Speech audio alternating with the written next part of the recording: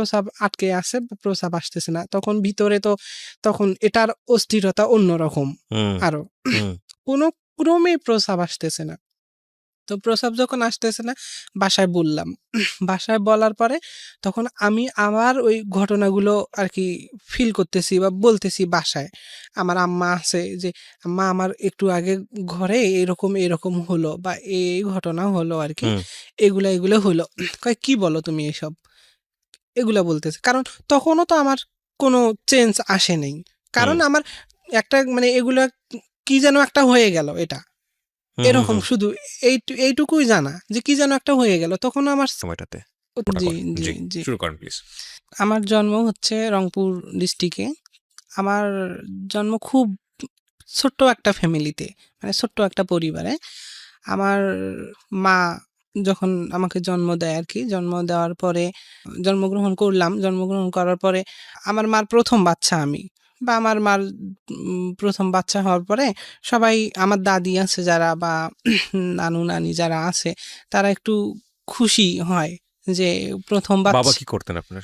আমার বাবা কিছু করে না, কৃষি কাজ করতো কৃষি কাজ আর কি। করতেন, হ্যাঁ, ওকে। কৃষি কাজ করতো। মা হাউস ওয়াইফ ছিলেন, বাসায় কাজকর্ম করতো বা পাশের আশেপাশে যাদের বাসায় কাজকর্ম করে খাইতো, এভাবে দিন মানে যাইতো আর খুবই কি। দরিদ্র একটা পরিবারে আপনি দরিদ্র বলতে একদম খুবই দরিদ্র আর কি, যার মা মানুষের বাসায় কাজকর্ম করতো, বাবা কৃষি কাজ করতো, এভাবে সংসার চলতো। যা হোক, পরে আমি জন্মের পর থেকে আমার কেন জানি একটা মানে অসুস্থতা, জন্মের পর হওয়ার পর দেখা গেছে মার বুকের দুধ পান করতে পারি না বা খাইতে পারি না। তারপরে আমার মারও বিভিন্ন প্রবলেম ছিল, বা মা আরো আগ থেকেই মানে আমি যখন গর্ভে ছিলাম, গর্ভে থাকা অবস্থায় আমার মার পেটে একটা টিউমার ছিল। আমি আসলে শুনি নাই, জানি না, মানে আমার খালা যারা আছে বা ফুপি যারা আছে তাদের কাছ থেকেই শুনতে পেরেছি আর কি। আমি পেটে থাকা অবস্থায় আমার মার পেটে টিউমার ছিল, প্লাস আমিও ছিলাম। তো সাধারণ মহিলাদের প্রেগনেন্সি অবস্থায় পেট যেরকম থাকে তার থেকে একটু আমার মার পেটটা একটু বড় বা বেশি বড় দেখা যায়। তো অনেকে বলে যে মানে হয় টুইং বেবি হবে বা দুইটা বাচ্চা হবে আর কি। তো যাই হোক, একটা সময় আমি জন্মগ্রহণ করলাম, দেখা গেছে তখনও ওই যেমন ছিল তেমনই আছে পেট আর কি। বাচ্চা ডেলিভারি হয়ে গেলে একটু ভিনিশ হয় আর কি, স্বাভাবিক হয়ে যায়। তো তখন ওই একই অবস্থা আছে। তারপরেও মানুষ অনেকজন অনেক কথা বলা বলি করে। আমি তো জন্মগ্রহণ করলাম আল্লাহর রহমতে ভালোভাবে বাসায়। পরে আমার ওই সমস্যা আর কি, সমস্যার জন্য বিভিন্ন জায়গায় ঔষধ খাওয়ায়। তখন তো আজ থেকে 24 বছর প্রায় আগের ঘটনা। তখন দরিদ্র ফ্যামিলি বা ভালো চিকিৎসা দেওয়ার মতো কোনো রকম আর্থিক অবস্থা ছিল না বা কোনো কিছু ছিল না আর কি, যার জন্য বড় কোনো ডাক্তারের কাছে নিয়ে যাইতে পারে নাই। গ্রাম্য কিছু ডাক্তার আছে, তাদের কাছ থেকে ঔষধ নিয়ে আসছে, বা দেখা গেছে গ্রাম অঞ্চলে যে কবিরাজ থাকে, যারা কবিরাজের ঔষধ খাওয়াইছে আর কি। খাওয়ানোর পরে বেশ কিছুদিন পরে দেখা গেছে আস্তে আস্তে আস্তে আস্তে এটা বড় হতে থাকে আর কি, বড় আকার ধারণ করতে থাকে। হ্যাঁ, টিউমারটা। মানে আপনি এটা জন্মের পরের অবস্থা না জন্মের পেটে থাকা অবস্থা? না, এটা জন্মের আগ থেকে এরকম অবস্থা ছিল, বাট আমি যখন জন্মগ্রহণ করি তারপরেও কিন্তু ওই ক্রমাগত বেড়ে যাচ্ছে আর কি, বাড়তেছে। তো পরে যখন বাড়তেছে তখন ওই ডাক্তার কবিরাজ দেখায়, আসলে অল্প দিয়ে তো কোনো কিছু হয় না। তখন ভালো কোনো চিকিৎসার প্রয়োজন ছিল, বড় কোনো ডাক্তারের শরণাপন্ন হওয়ার প্রয়োজন ছিল, কিন্তু দারিদ্রতার অভাবে সেটা হয়ে ওঠেনি। যা হোক, পরবর্তীতে আর কি 5 মাস বয়স আমার যখন আর কি, এরকম চিকিৎসা দিতে দিতে চিকিৎসাধীন অবস্থায় আমার আম্মা আর কি মারা যায়। আমার যখন জন্মের 5 মাস বয়স তখন আমার আম্মা মারা যায় আর কি। আম্মা মারা যাওয়ার পর আমার বাবা তো কৃষি কাজ করে, আমার দাদি আছে বাসায়, আর আমার খালা খালু আছে বা মামা মামি যারা আছে তারা বা ওদের বাসায়, আর আমি তো এখানে। তখন সেই সময়টা তো নাম কি রাখা হলো ওই সময়টাতে? তখন আর কি ইয়াতে ওই নাজমা নামই রাখা হতো। নাজমা। হ্যাঁ, কিন্তু আপনি এখন হচ্ছে নয়ন। হ্যাঁ, পুরো নামটা এখন কি বললেন? নাজমা হাসান নয়ন। নাজমা হাসান নয়ন, এই নামটা ব্যবহার করেন আপনি পুরোটাই? জি জি, মানে নয়ন ইউজ করি আর কি, নয়ন ইউজ করেন। কিন্তু কারণ যেহেতু এখন আমি না, সেটা তো অন্য গল্প। আমি এই কারণেই নামটা জিজ্ঞেস করেছি যে আপনি ওই সময়টাতে পরিপূর্ণভাবেই একটা মেয়ে। আচ্ছা, তো নাজমা। জি জি জি। তো এমন তো অবস্থায় তারপরে এখন আমাকে নিয়ে কি করবে? বাবা তো মানুষের বাসায় কাজ করতে না গেলে পেট চলে না, পেটে ভাত যায় না। তখন আমাকে কি করবে? পরে আমার দাদি আমাকে লালন-পালন করে আরকি হুম। ২-৪ মাস। দেখা গেছে এমন কষ্ট যে একটা বাচ্চার যখন এখন জন্মের পর মা মারা যাচ্ছে, বিভিন্ন হরলিক্স বা বিভিন্ন ধরনের খাবার, গরুর হুম, দুধ, হুম, হুম। অনেক কিছু খাওয়াচ্ছে বা নিজে না পারলেও মানুষে হেল্প করতেছে। জি। তখনকার ক্যাপাসিটিটা বা তখনকার পরিস্থিতিটা এমন একটা ছিল, দেখা গেছে যার একটু আছে তাদেরই প্রয়োজন মিটতো না। আচ্ছা। আর অন্যেরকে কি দিবে? এরকম একটা পর্যায়ে ছিল। গ্রাম অঞ্চল তো হুম, হুম। এরকম। তো পরে দেখা গেছে আমার দাদি কি করতো, ওই গরুর দুধ কিনতে পারতো না বা এগুলা দামি কোনো কিছু খাওয়াইতে পারতো না।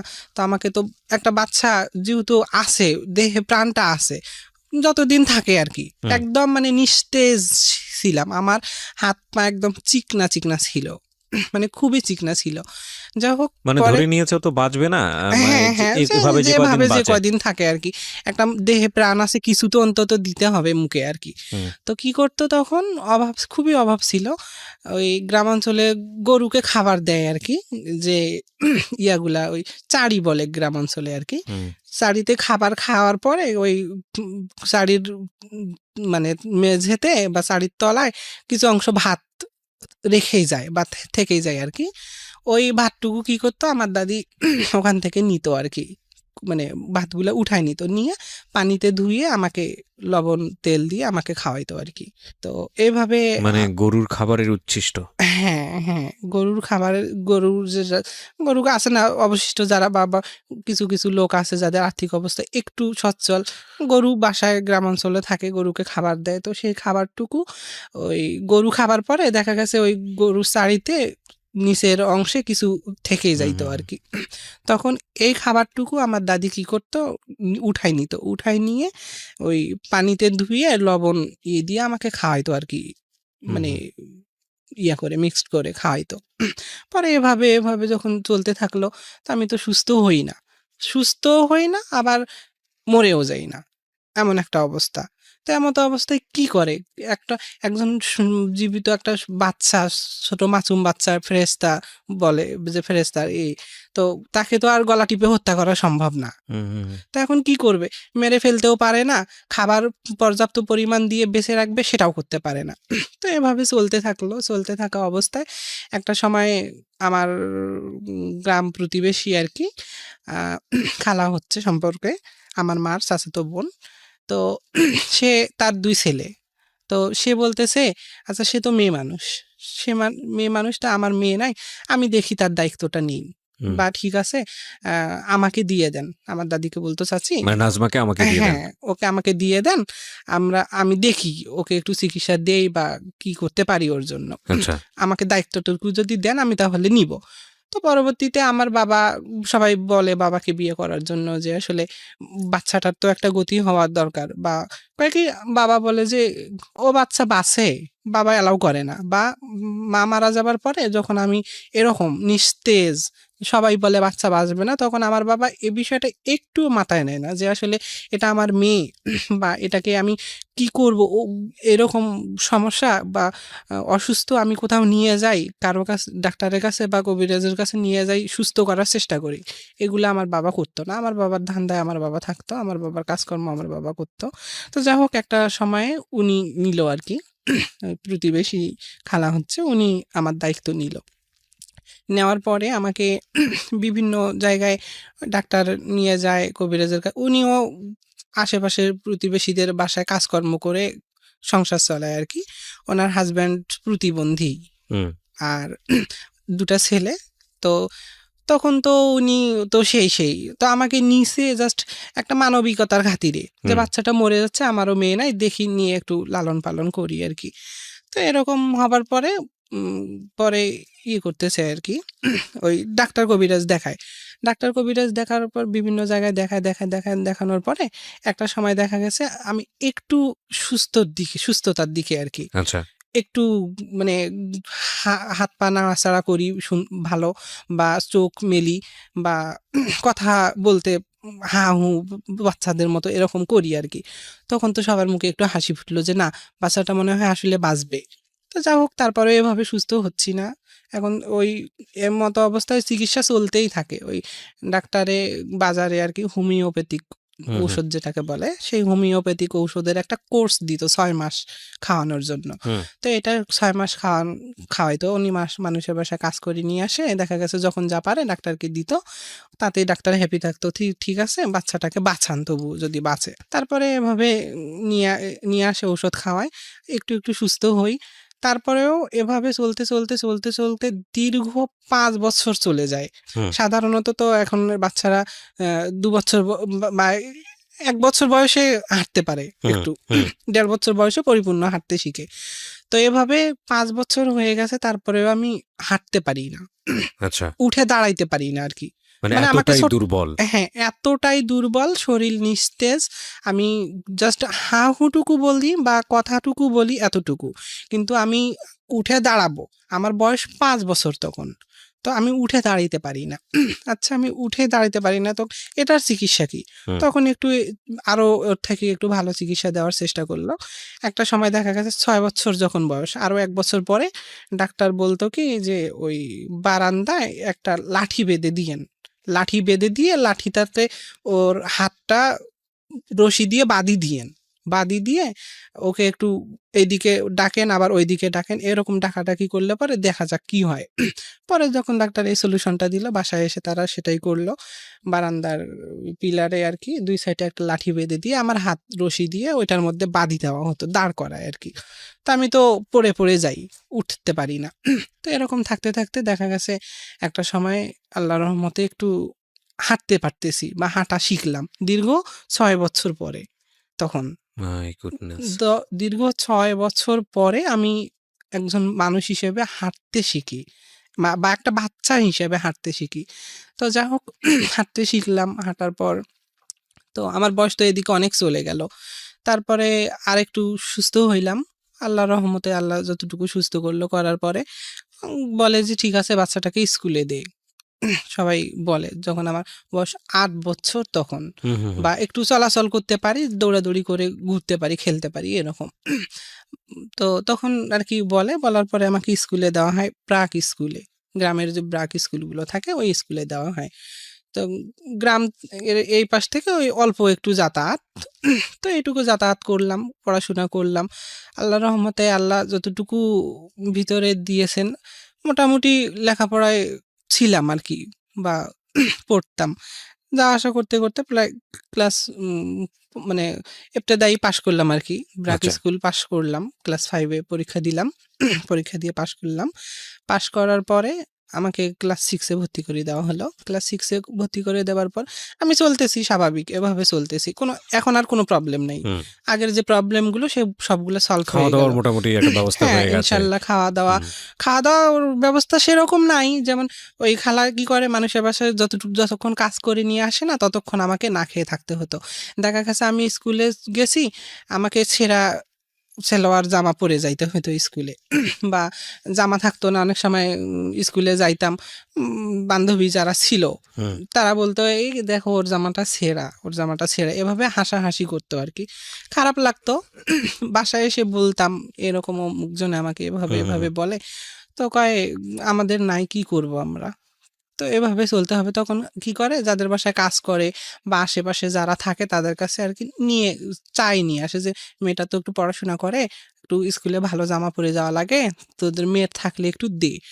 তো অনেক সময় যাদের থাকতো তাদের পর্যাপ্ত পরিমাণের থেকে থাইতে যদি বেশি থাকতো, বা তারা ইউজ করছে যেগুলা, হুম। ইউজ করে ফালাই দিছে, এগুলা থেকে কিছু দিত আরকি। আচ্ছা। তো আমি আবার ওগুলা পরে স্কুল করতাম। তো এভাবে যাচ্ছে, ক্লাস 6 চলে গেল, ৬ষ্ঠ শ্রেণী। তারপরে ৭ম শ্রেণীতে যখন উঠলাম আমি, ৭ম শ্রেণীতে উঠার পর আমার যে মেয়ে হিসেবে স্বীকৃতি পাওয়ার জন্য যে এটা প্রয়োজন, বা মিনস আপনি যেটাকে বলছেন যে মানে ন্যাচারালি মেয়ে হওয়ার যেই ব্যাপারটা থাকে প্রকৃতিগতভাবে আপনি সেভাবেই তখন একটা মেয়ে হলেন। হ্যাঁ, আচ্ছা। হ্যাঁ। তো আমি জন্মগত সূত্রে একজন মেয়ে। আমি তো আমার স্বাভাবিক চলাফেরা, মানুষের সঙ্গে খাওয়া-দাওয়া, উঠা-বসা, মেয়ে বান্ধবী, মেয়েদের সাথে খেলা, সবকিছু আমার মেয়েদের মতো। হুম, তো পরে আরকি আ বাসা থেকে করলো, আমাকে নাক ফুটো করে দেওয়া আছে। মেয়েদেরকে যেভাবে একটা বাবা-মা বা সমাজ বা পরিবেশ বা মানুষ যে দৃষ্টিতে দেখে বা মেয়েদের নিয়ম-কানুন যেগুলো থাকে, সেভাবে আমাকে চলা হচ্ছে বা সেভাবে চলতে দেওয়া হচ্ছে। তো আমার নাক ফুটো করে দেওয়া হয়, কান ফুটো করে দেওয়া হয়। দেওয়ার পরে আমি আ তো আমার শারীরিক প্রবলেম আরকি, যেটা মেন্স বলে আরকি। এটা প্রবলেম না, এটা খুবই ন্যাচারাল। হ্যাঁ, এটা খুব ন্যাচারাল এবং এটা নিয়ে এখন আমি দেখি যে স্কুল কলেজে এটা নিয়ে খুব সুন্দরভাবে সহপাঠ শিক্ষাক্রম সেখানে বলা হচ্ছে, শেখানো হচ্ছে, জীবনের একটা অংশ। যদিও আমাদের সামাজিকতায় এগুলো নিয়ে কথা বলা ট্যাবু মনে করা হয়, এগুলো নিয়ে কথা বলা কি বলে এটাকে ভালো চোখে দেখা হয় না, মনে করে এটা একটা গোপন বিষয়। কিন্তু এটা আসলে জীবনের একেবারে প্রাত্যহিক জীবনের একটা অংশ। এটা নিয়ে আসলে এতটা বেশি কনজারভেটিভ হওয়ার কি আছে? এবং বলতো আমাদের ধর্মে কিন্তু এটা নিয়ে আরও খুব সুন্দরভাবে আরও ওপেনলি এটাকে ডিসকাস করা হয়েছে, কিন্তু এটাকে না বোধক চোখে দেখা আমার মনে হয় না কোনো প্রয়োজন তো আছে। জি বলেন তারপর। হ্যাঁ, তারপরে এটাও হয়, রেগুলারও হচ্ছে। এখন এভাবে চলতে আমি আমি আমার মতো চলতে আছি। পূর্বের যে সমস্যা কিংবা পূর্বের যে অসুস্থতা বা যে প্রবলেমগুলো ছিল, এগুলো আল্লাহ হয়তোবা আমার জীবন থেকে দূরীভূত করে দিল। হুম, এটা হুম। আমি নিজের কাছে মনে করতেছি বা আমি বাবা-মা বলতো বা আমার আছে না ছোটবেলার কিছু অংশ অনেকের স্মরণ থাকে যে আসলে আমার ছোটবেলায় আমি এরকম করছি, ওরকম করছি, এগুলো খেয়াল থাকে আরকি। হুম, তো আমারও কিছু, কিছু অংশ মনে পড়ে যে আমার জীবনে এরকম, এরকম ছিল। তো উম তারপরে চলতেছি আমার মতো আমি চলতেছি। ভাবলাম যে আমার জীবনের সমস্যার সমাধান বুঝি হয়ে গেল আরকি। হুম। আল্লাহ তাআলা এখন মানুষের ভাগ্যে কার ভাগ্যে কি রাখছে এটা তো কেউ বলতে পারবে না বা বলাটা খুবই মুশকিল ব্যাপার।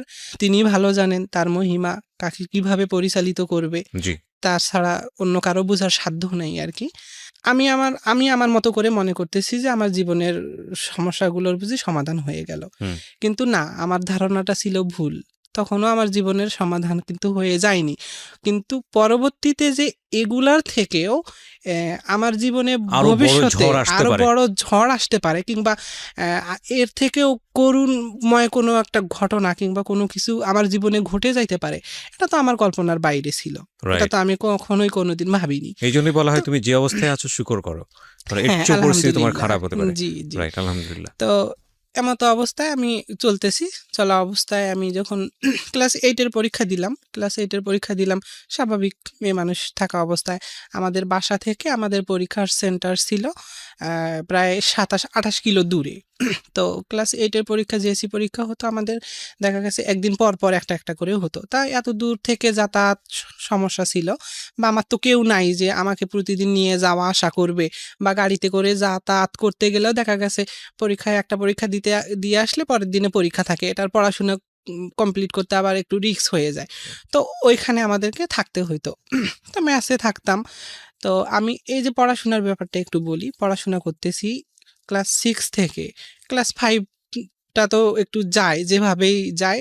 পড়াশোনার খরচাটা একটু কম বা লাগে না অত বেশি। আর ব্র্যাক স্কুলে পড়তাম তো, ওই ম্যাডামরা তো জানে যে গরিব মানুষের বাচ্চা পড়াশোনা করতেছে, একটু চালায় নেয় আরকি হুম, সবার দিয়ে। হুম, তো ক্লাস ৬ষ্ঠ শ্রেণী থেকে আরকি, ৬ষ্ঠ শ্রেণী থেকে আমার মানে পাঠ্য বইয়ের সমস্যা। পাঠ্য বইগুলো হয়তো অ্যা স্কুল থেকে দেওয়া হতো, কিন্তু সলিউশন যেগুলো প্রয়োজন ছিল, হুম। দেখা গেছে এগুলোর পর্যাপ্ত পরিমাণ আমি পাই নাই।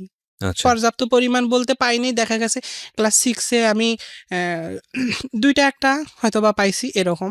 তারপরে ক্লাস 7 এ হয়তোবা ২-৪ টা পাইছি হুম, এরকম। হুম, তো আবার দেখা গেছে ওই খালা অনেকের কাছ থেকে চায়ে নিয়ে আসতো পুরানা যেগুলা। হুম। পুরানা থেকে অনেক সময় সিলেবাস মিলতো, অনেক সময় মিলতো না।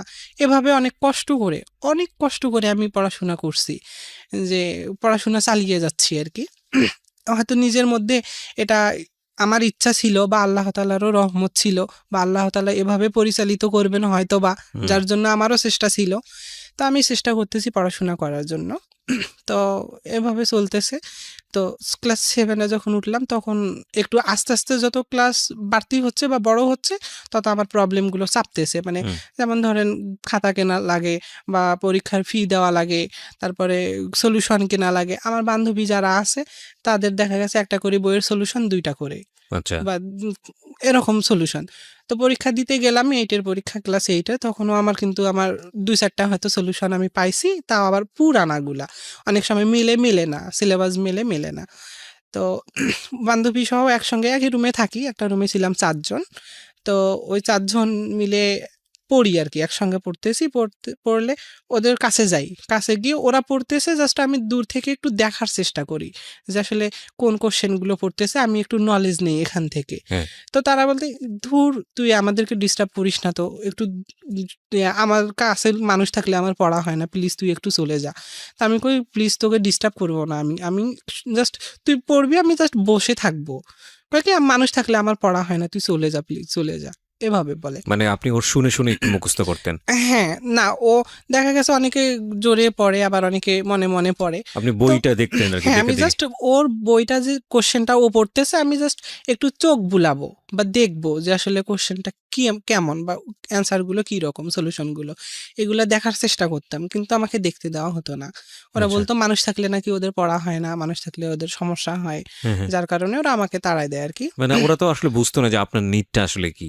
না, বুঝতো অবশ্যই, বুঝতো? হ্যাঁ অবশ্যই বুঝতো, কিন্তু তারা জানতো, বা আমার দেখা গেছে আমার গ্রামে ২ জন বান্ধবী ছিল, আর আরো বাইরে অন্যান্য গ্রামে ছিল। তখন তো আমি ক্লাস 8 এ পড়ি বা 8 এ জেএসসি পরীক্ষা দেই। তখন সবাই তো স্বাভাবিক ক্লাস 8 এ যখন পড়াশোনা করে সব সম্পর্কেই সবাই জ্ঞাত বলতে গেলে। তো জানে যে ওর ফ্যামিলি এরকম, বা ওর বাবা নাই, মা নেই। তারপরে সরি, আমি আরেকটা বিষয় এখানে ভুলে গেছিলাম আরকি। হুম। তারপর আমার জন্মের যখন ৫ মাস বয়সে মা মারা গেল, এভাবে অন্যের দায়ে দেওয়া হলো, অন্যের আশ্রয়ে আশ্রিত আমি হলাম। তখন ১৬ মাস বয়স যখন আমার, তখন আমার বাবাও মারা যায় আরকি। ও! হ্যাঁ, যখন ১৬ মাস বয়স তখন আমার বাবাও মারা যায়। বাবা মারা যাবার পরেই আমাকে এ দায়িত্বটা অন্যের কাছে দেওয়া হয় আরকি। আচ্ছা, তাহলে আপনি আপনার স্মৃতিতে আপনার বাবা-মাকে আপনি দেখেননি। হ্যাঁ, না আমি আমার বাবা-মার কোনো চিহ্ন পাইনি, বা আমার মনে পড়ে না যে আমার এই বাবা-মা। গল্পগুলো আপনি শুনে, শুনে বড় হয়েছেন। যে হ্যাঁ, গল্পগুলো আপনি এখন হ্যাঁ, করছেন। সবার কাছে শুনছি, যেমন আমার খালা জীবিত আছে, আমার খালা বলছে, বা আমার মামা আছে তারা বলছে এই ঘটনা এরকম, এরকম। রাইট। ক্লাস 8 এ যখন আমি পড়ি আরকি, জেএসসি পরীক্ষা দিচ্ছি বান্ধবীদের সঙ্গে। এভাবে কষ্ট করে পড়াশোনা করে পরীক্ষা দিলাম আরকি।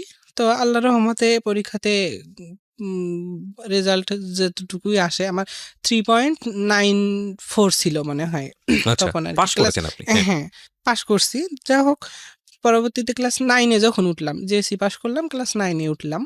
ক্লাস 9 এ যখন উঠি, ক্লাস 9 এ উঠার বুঝি ৫-৭ মাস গেছে আরকি, এভাবে হুম। গেছে। হঠাৎ করে আমার মেইনলি যে প্রবলেমটা হয় আরকি, হুম। পিরিয়ড, এটা ইন টোটাল বন্ধ হয়ে গেল আরকি।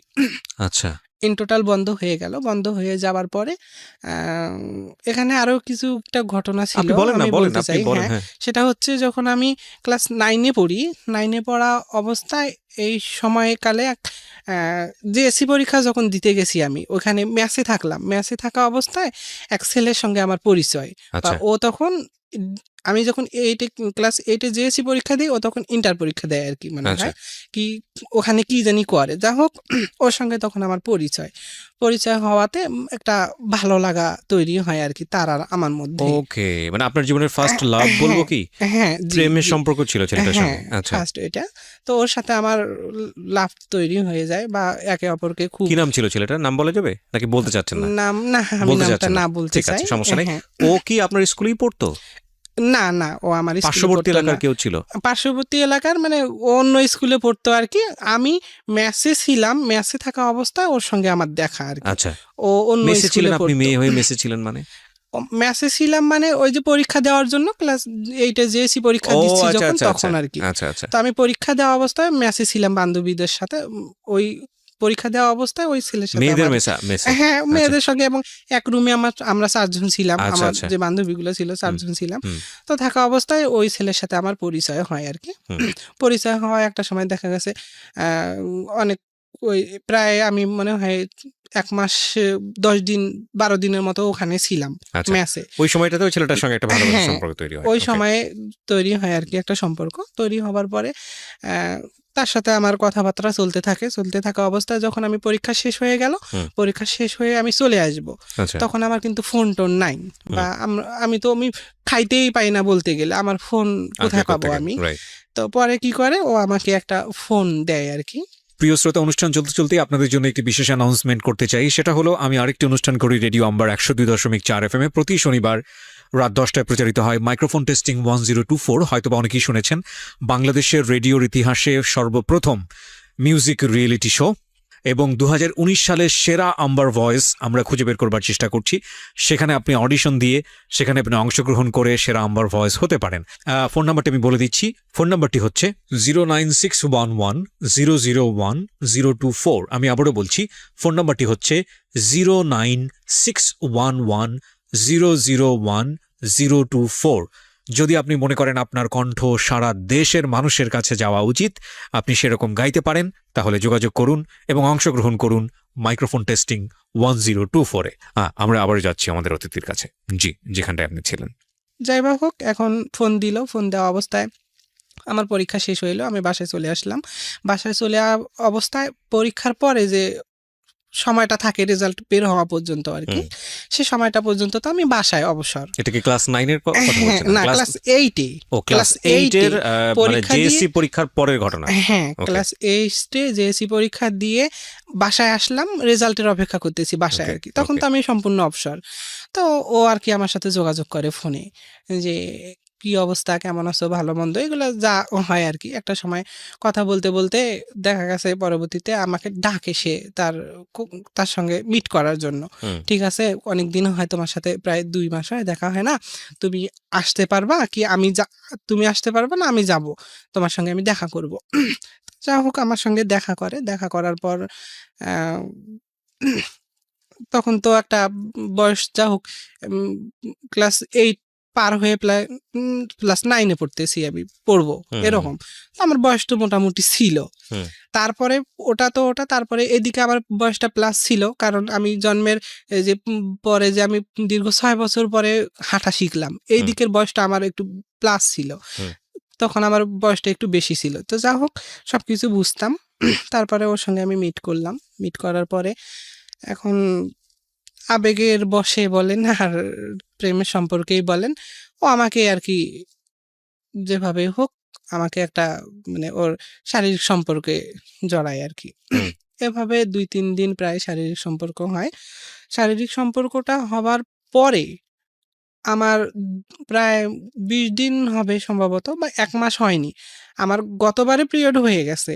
তারপর ওর সঙ্গে আমার শারীরিক সম্পর্ক হবার পরে আবার নেক্সট টাইম যখন পিরিয়ড হবে, তখন নেক্সট টাইম আর পিরিয়ড আসে না আমার। আচ্ছা, সো ইউ আর কনফিউজ যে অ্যাকচুয়ালি আচ্ছা। প্রবলেমটা কোথায়, মানে কোনো কিছু দুর্ঘটনা ঘটে গেল কিনা? হ্যাঁ, হ্যাঁ। Right, okay. এরকম একটা কনফিউজ ছিল, বা যখন আসতো না, হয় সাধারণত আমার জানা মতে, বা আমরা জানি মেয়ে মানুষ যে শারীরিক অসুস্থতার জন্য অনেক সময় মেয়েদের পিরিয়ড অফ হয়ে থাকে আর কি। তো এটাও হয় না, তখন আমি সেভাবেই মনে করলাম।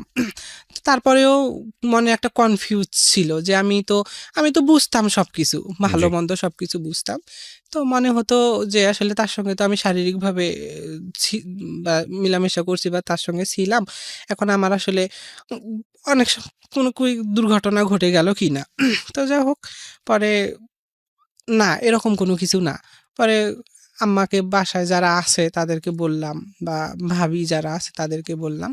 তারা বিষয়টা দেখে, হয় না, কোনো ক্রমে এগুলা আসে না আর কি। মানে ঔষধ খাই আর কি, বিভিন্ন ঔষধ খাওয়া, ঔষধ ডাক্তারের কাছে খাওয়া, যাচ্ছিলেন নাকি মানুষের পরামর্শ শুনছিলেন? মানুষের পরামর্শ শুনে ওই ভাবি যারা আছে তারা আমাকে ডাক্তারের কাছে নিয়ে যায়, ঔষধ খাওয়ায়। তারপরে এর মাঝখানে আর একটা কথা আছে, সেটা হচ্ছে যে মতো অবস্থা আমি ওই ছেলেকে জানাই এই ঘটনাগুলা, ওকে।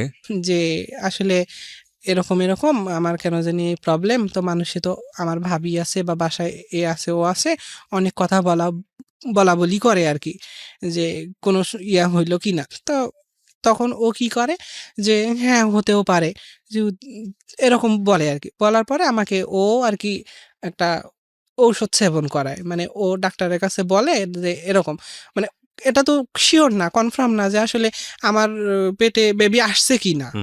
এটা তো আমরা ইয়া না, কিন্তু তারপরেও এটা ধারণা করে নেওয়া হয়েছে যে হ্যাঁ আপনি কনসেপ্ট করেছেন। হ্যাঁ, কনসেপ্ট করছি।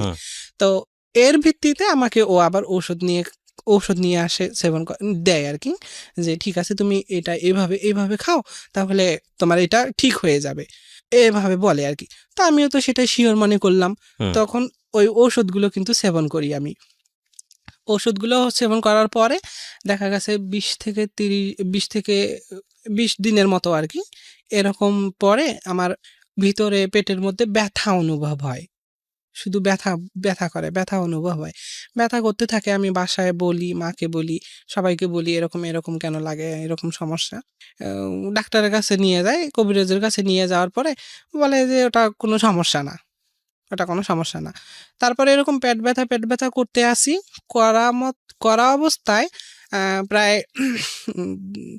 একদিন হঠাৎ আর কি, দিনটা ছিল বৃহস্পতিবার। বৃহস্পতিবারের দিবাগত রাত্রে আমি ঘুম থেকে উঠি ভোরবেলা।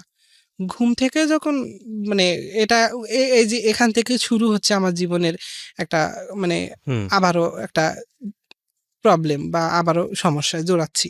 তো যা হোক, ঘুম থেকে উঠার পরে আমি মাথাটা ঘুরে আসে, মানে বাথরুমের চাপ আসে আর কি।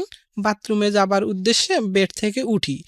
বেড থেকে উঠার সঙ্গে সঙ্গে আমি মেঝেতে পড়ে যাই, মাথা ঘুরে। মাথা ঘুরে মেঝেতে পড়ে গিয়ে আবার স্বাভাবিকভাবে উঠে দাঁড়ায় বেডে, এরকম করে হেলান দিই আর কি। দেবার পরে চোখ চোখ খোলার চেষ্টা করি আমি। তো চোখ আমি খোলার চেষ্টা করি, খুব মানে চেষ্টা করি যে চোখগুলা খুলতে পারতেছি না, এরকম।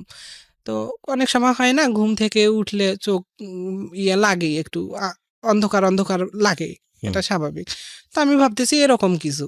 চোখ খুলতেছে না, ঠিক আছে চোখ না খুলুক, আমার নিজের রুম বা দরজা কোন দিকে আনুমানিক এটা তো বোঝা যাবে হুম যে আসলে আমার রুমের দরজা এই দিকে। তো আমি দরজার উদ্দেশ্যে পা বাড়াচ্ছি। তো দরজার উদ্দেশ্যে যখন পা বাড়াচ্ছি তখন আমার পা উঠতেছে না। এর মধ্যেও কিন্তু চোখ খুলতেছে না, পা উঠতেছে না। তারপরে একটু বিচলিত হলাম বা ভয় পাচ্ছি যে কি ব্যাপার, আমার চোখ খুলতেছে না, পা উঠতেছে না, এত চেষ্টা করতেছি কিন্তু হচ্ছে না। হুম তো আমাদের একটা রুম, একটা বারান্দা। তো আমি থাকি রুমে, আর যাদের আশ্রয় আশ্রিত তারা থাকে বারান্দায়। তো আমি তাদেরকে মা বাবা বলেই ডাকি আর কি। হুম যেহেতু জন্মের পর আমার মা বাবাকে দেখি নাই, তাদেরকে দেখে বড় হয়েছি, তারাই আমার মা বাবা, হুম এরকম আর কি। তো আমি রুম থেকে বারান্দায় ডাক দিব যে আমার এমন লাগতেছে কেন, মা করে ডাক দিব, মুখ দিয়ে আমার কথা আসতেছে না। যখন মুখ দিয়ে কথা আসতেছে না তখন আরো বেশি ভয় ভিতরে ঢুকে গেল। আমি কিছু দেখতে পাচ্ছি না, ঠিক আছে, কিন্তু এটা অনুভব করতে পারতেছি আমি। হুম আছে না, এখন একটা সুস্থ মানুষও যদি চোখ বন্ধ করে, এই আমি এটা করব ওটা করব বা এখন এটা করব তখন এটা করব, এটা তো বোঝা যায়, এটা তো হুম সবাই বুঝতে পারে। তো সেরকম আমি চোখ খুলতে পারতেছি না ঠিকই, বাট আমি বুঝতে পারতেছি যে, অনুভব করতে পারতেছি, ফিল করতে পারতেছি যে আমার এগুলো হচ্ছে। আমি চোখ খুলতে পারতেছি না, আমি পা তোলার চেষ্টা করতেছি, পা তুলতে পারতেছি না, আমি মুখ দিয়ে কথা বলার চেষ্টা এটা কি করতেছি। দাঁড়ায় থাকা অবস্থায় নাকি বিছানায় শোয়া অবস্থায়? না না, দাঁড়ায় থাকা অবস্থা, ওই যে পড়ে গেলাম, পড়ে গিয়ে এগুলো সায়েন্সের ব্যাখ্যা আছে, অনেকে বলে বোবা ধরা, অনেকেই বিভিন্ন রকম ভাবে ব্যাখ্যা করে। সায়েন্সের ব্যাখ্যা আছে এগুলো, যাই হোক না আপনার না যা হয়েছে তাই বলেন। হ্যাঁ হ্যাঁ, আচ্ছা, ওটা তো শুনছি আমি যে ঘুমন্ত অবস্থায়, ঘুমে থাকা অবস্থায় যখন ওই কথা টথা বলতে পারে না বা হাত পা নাড়াচাড়া করে বা অন্য রকম করে, হ্যাঁ এটা তো হ্যাঁ এমন না, আমি তো ঘুমে না তখন। সেন্সে আছেন। হ্যাঁ, আমি তো ঘুম থেকে হুম উঠে দাঁড়াইছি, হুম উঠে দাঁড়িয়ে মেঝেতে পড়ে গেছি, মেঝেতে পড়ে গিয়ে আবার স্বাভাবিক দাঁড়াইছি আমি। হুম দাঁড়াই মেঝেতে স্ট্রেট দাঁড়ায় আমার এগুলো হচ্ছে, আমি আচ্ছা এটা একদম স্পষ্ট বলতে পারতেছি বা বুঝতে পারতেছি যে এরকম হচ্ছে। তো মুখ দিয়ে চোখ খুলতে পারতেছি না, হাত পা তুলতে পারতেছি না। তারপরে বাইরে যে কাউকে ডাকবো মা করে বা অন্য কাউকে ডাকবো, এরকম ডাকতেও পারতেছি না। তারপরে খুব ভয় ভিতরে লাগতেছে। তারপরে কিছুক্ষণ পর আমি মানে চোখে মানে চোখ খুলতে পারি না, কিন্তু আমি বুঝতে পারতেছি যে আমার আশেপাশে একটা মানুষ আকৃতির ছায়া, এটা ফিল মানে অনুভব করতে পারতেছি, বা এটা অন্তর চোখে হয়তো দেখতে পারতেছি যে এটা দেখা যাচ্ছে। হুম মানুষ আকৃতির ছায়া একটা আমার আশেপাশে ঘোরাঘুরি করতেছে। অনেক সময় হয় কি, দেখা গেছে আমরা চলতে চলতে রাত্রেবেলা যখন একা একা যাই, তখন চলতে চলতে মনে হয় যে আমার পিছনে বুঝি কেউ আছে, হুম এরকম মনে হয় না? তো হুম আসলে বিষয়টা এরকম হয়ে গেছে। তো আমার মনে হচ্ছে যে মানে আমার চারিপাশে একটা ছায়া, মানুষ আকৃতির ছায়া ঘোরাঘুরি করতেছে।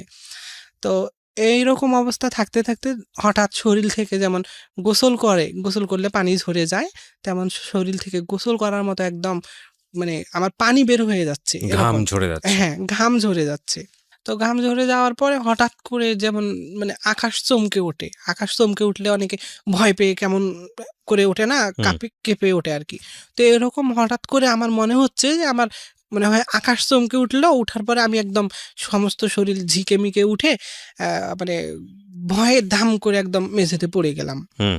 তো মেঝেতে পড়ে যাওয়া অবস্থায় আমি মানে গলা কাটা মুরগির মতো, গলা কাটা মুরগিকে যেমন গলা কাটলে ছেড়ে দিলে যেমন হাত পা নাড়ায় হয়। তো এরকম মনে হচ্ছে যে মেঝেতে আমি মুরগির মতো আরকি হাত পা শুধু নাড়াচ্ছি এরকম। মনে হয় আমি এখন আমার জীবনটা বুঝি চলে যায়। এরকম একটা অবস্থা। হুম। আমার কাছে নিজের কাছে মনে হচ্ছে যে আমার জীবনটা বুঝি চলে যাচ্ছে। এটা মনে হচ্ছে বা আমি বুঝতে পারতেছি আমার এই ঘটনাগুলা হুম। বা সবকিছু আমি বুঝতে পারতেছি। তো এরকম কিছুক্ষণ প্রায় ০.৫ ঘন্টা এ এগুলো চলতে আছে। ০.৫ ঘন্টা ৪০ মিনিট এরকম চলতে আছে। কিন্তু আমি কাউকে কোনো কিছু বলতে পারতেছি না। তারপরে মেঝেতে যখন পড়ে গেলাম, পড়ে যাবার পরে আ গলা কাটা মুরগির মতো ধড়পড়াচ্ছি। কিছুক্ষণ পরে এটা একটু সাইলেন্ট হলো বা স্বাভাবিক অবস্থায় ফিরে আসলাম। মানে মোট কথায় আমার অস্থিরতাটা বন্ধ হলো আরকি। হুম। বন্ধ হয়ে যাবার পরে আমি আবার স্বাভাবিকভাবে উঠলাম। স্বাভাবিকভাবে উঠে আবার ওই দাঁড়ায় থাকা অবস্থায় মনে হচ্ছে আমার ভিতরের নাড়ি-ভুড়িগুলা সমুদ্রের ঢেউয়ের মতো ওলটপালট হচ্ছে। এরকম মনে হচ্ছে। যে ভিতরে একদম নাড়ি-ভুড়িগুলো একদম কেমন করতেছে এরকম মনে হচ্ছে যে ওলটপালট করতেছে। তো এরকম কিছুক্ষণ হলো, হবার পরে আমি একটা সময় স্বাভাবিক অবস্থায় ফিরে আসলাম বা আমার সেন্স আসলো বলতে আমি হাত পা নাড়াতে পারতেছি। আস্তে চোখটা খুললো। হুম। তারপরে অ্যাম বাহিরে যাচ্ছি আরকি। তো বাহিরে যাওয়া অবস্থায় আমার খুব বাথরুমের চাপ আসে। তো বাথরুমের চাপ আসাতে বাথরুমে যাই আরকি। বাথরুমে যায়ে আমি মানে প্রস্রাবের জন্য প্রেশার দিচ্ছি আরকি যে হুম। প্রস্রাব আসুক। কিন্তু প্রস্রাব আসতেছে না আমার। প্রস্রাব আটকে আছে, প্রস্রাব আসতেছে না। তখন ভিতরে তো তখন এটার অস্থিরতা অন্যরকম হুম। আরো। হুম। কোন ক্রমেই প্রস্রাব আসতেছে না। তো প্রস্রাব যখন আসতেছে না, বাসায় বললাম। বাসায় বলার পরে তখন আমি আমার ওই ঘটনাগুলো আরকি ফিল করতেছি বা বলতেছি বাসায়। আমার আম্মা আছে যে, "আম্মা আমার একটু আগে ঘরে এরকম হলো বা এই ঘটনা হলো আরকি। হুম। এগুলা হলো।" কয়, "কি বলো তুমি এসব?"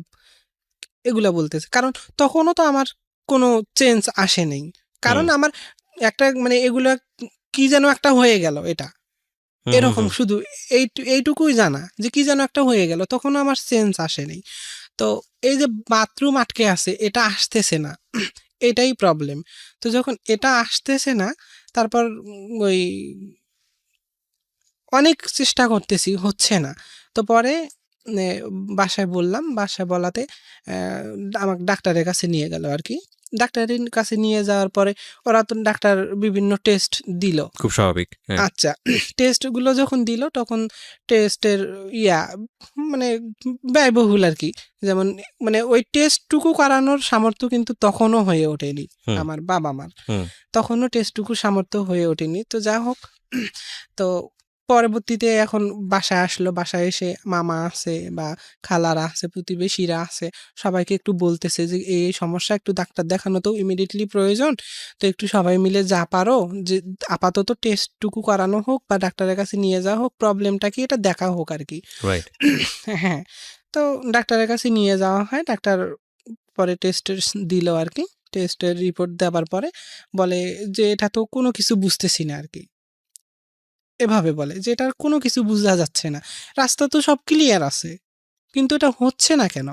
এভাবে। তো আমাকে প্রেশার দেওয়ার জন্য বলে যে, "বারবার প্রেশার দাও।"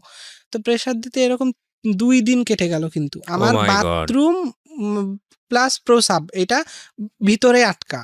My goodness!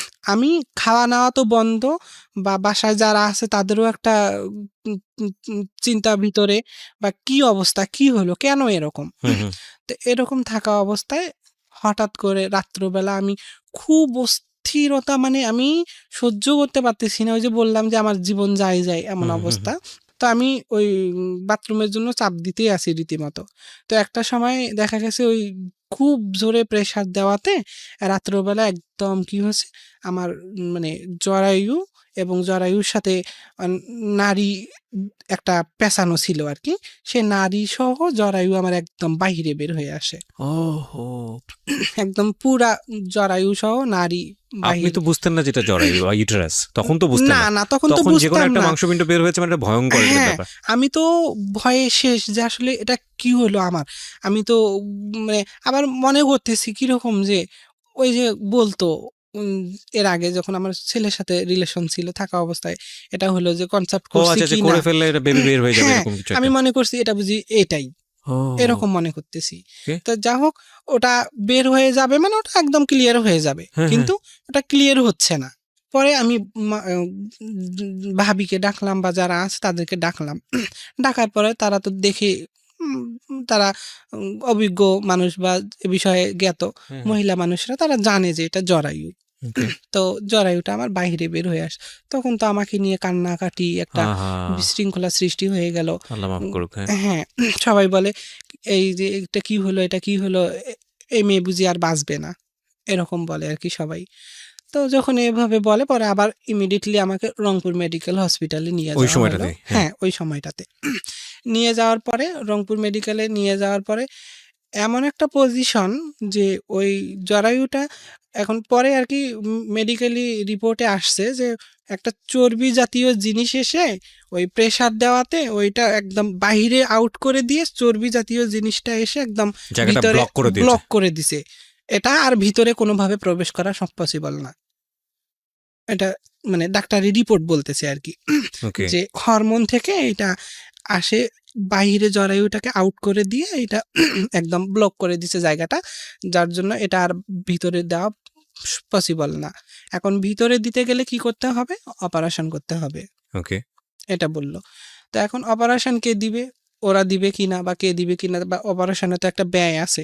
ডাক্তার তো আর এমনি এগুলা করবে না। রাইট, এবং একটা মেয়ের জরায়ু না থাকা মানে হচ্ছে সে বেবি কনসিভ করতে পারবে না। হ্যাঁ। কি ভয়ঙ্কর অবস্থা। হ্যাঁ। হ্যাঁ, তারপরে এরকম অবস্থায় যখন ওই আমার কিন্তু এর মতো অবস্থায় আছে। আবার আস্তে ব্লিডিং ও হচ্ছে। মতো অবস্থা এভাবেই আছে। হুম। আমার অপারেশনের মানে যেটা দরকার, টাকা পয়সার দরকার, ডাক্তার পাচ্ছে না, প্লাস অপারেশন করতেছে না। এরকম। ওরাও ফেলে রেখেছে। হ্যাঁ, ফেলায় রাখছে এভাবে। তো যখন ফালায় রাখছে পরে বাসায় আসলো, আমাকে ভর্তি দিল আরকি। ভর্তি দেওয়ার পরে বাসায় আসলো, বাসায় এসে চেয়ারম্যান ছিল, মেম্বার ছিল যারা, তাদেরকে বলল। বলার পরে তারাও হেল্প করলো। তারপরে দেখা গেছে গ্রামের কিছু ছেলেপেলেরা হাট কালেকশন যেটাকে বলে আরকি, সবাইকে বলল যে এই প্রবলেম, আসলে কিছু হেল্প করেন, চিকিৎসা দিতে হবে বা চিকিৎসা করতে হবে। তো তখন পরে ওখান থেকে আরকি ওরা পারল না। না পারা অবস্থায় আমাকে অ্যা ঢাকায় আরকি পাঠানো হলো হসপিটালে। প্রিয় শ্রোতা, এখানে একটু বলে রাখি, আপনাদেরকে ইন্টারাপ্ট করছি, মাফ করবেন। গল্পটা খুবই ইন্টারেস্টিং লাগছে আপনাদের কাছে। আপনারা আমার ইউটিউব চ্যানেলে আসলে কিন্তু ওকে দেখতে পাবেন, এবং ওনার পুরো গল্পটাই আমি ইউটিউব ভার্সন করে আমার ইউটিউব চ্যানেলে আপলোড করেছি। আপনারা যদি ওকে দেখতে চান ভিডিও আকারে, এটা কিন্তু আছে। এবং ওনার যেই মেয়ে বয়সের যে ছবিটা, উনি আমাদের জন্য একটা ছবি নিয়ে এসেছেন আজকে, রাইট? ওনার যখন মেয়েলি অবস্থার যে ছবিটা, নাজমা তো এখন নয়ন হয়েছে, আপনারা গল্পের ট্রান্সফরমেশনের মধ্যে রয়েছেন। তো এগুলো সব আমার ভিডিওতে আছে, আপনারা গেলে ওখানে দেখতে পারবেন।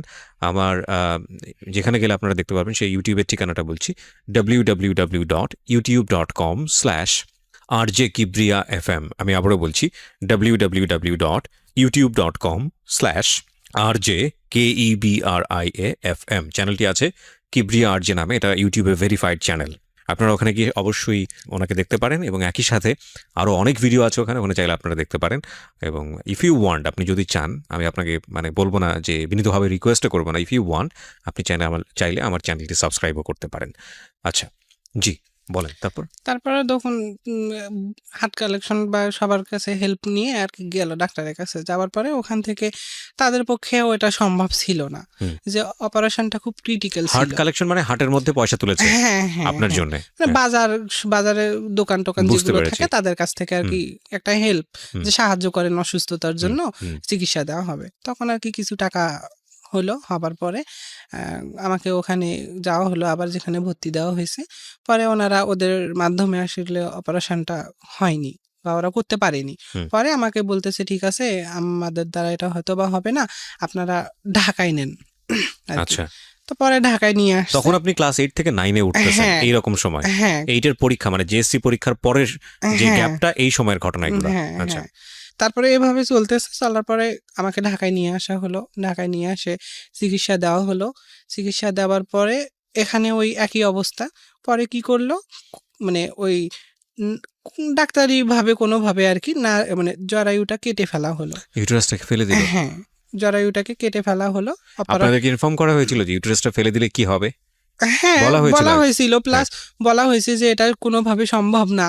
ঠিক আচ্ছা, আছে, আচ্ছা, এখন তখন তো আর কিছু করার এখানে নেই। জীবন মরণের প্রশ্ন হয়ে Right, দাঁড়িয়েছে, right. তখন তো আর পসিবল না যে এটাকে কোনোভাবে রাখি বা কোনো হুম, কিছু করি। হুম। যাই হোক, ওই জরায়ুটাকে কেটে ফেলা হলো। কেটে ফেলায় ওই জরায়ুর সঙ্গে যে নারটা ছিল আর কি, নার বলে যেটাকে, পেঁচানো ছিল, ওইটা খুলে দিয়ে ওই জরায়ু কেটে ফেলছে।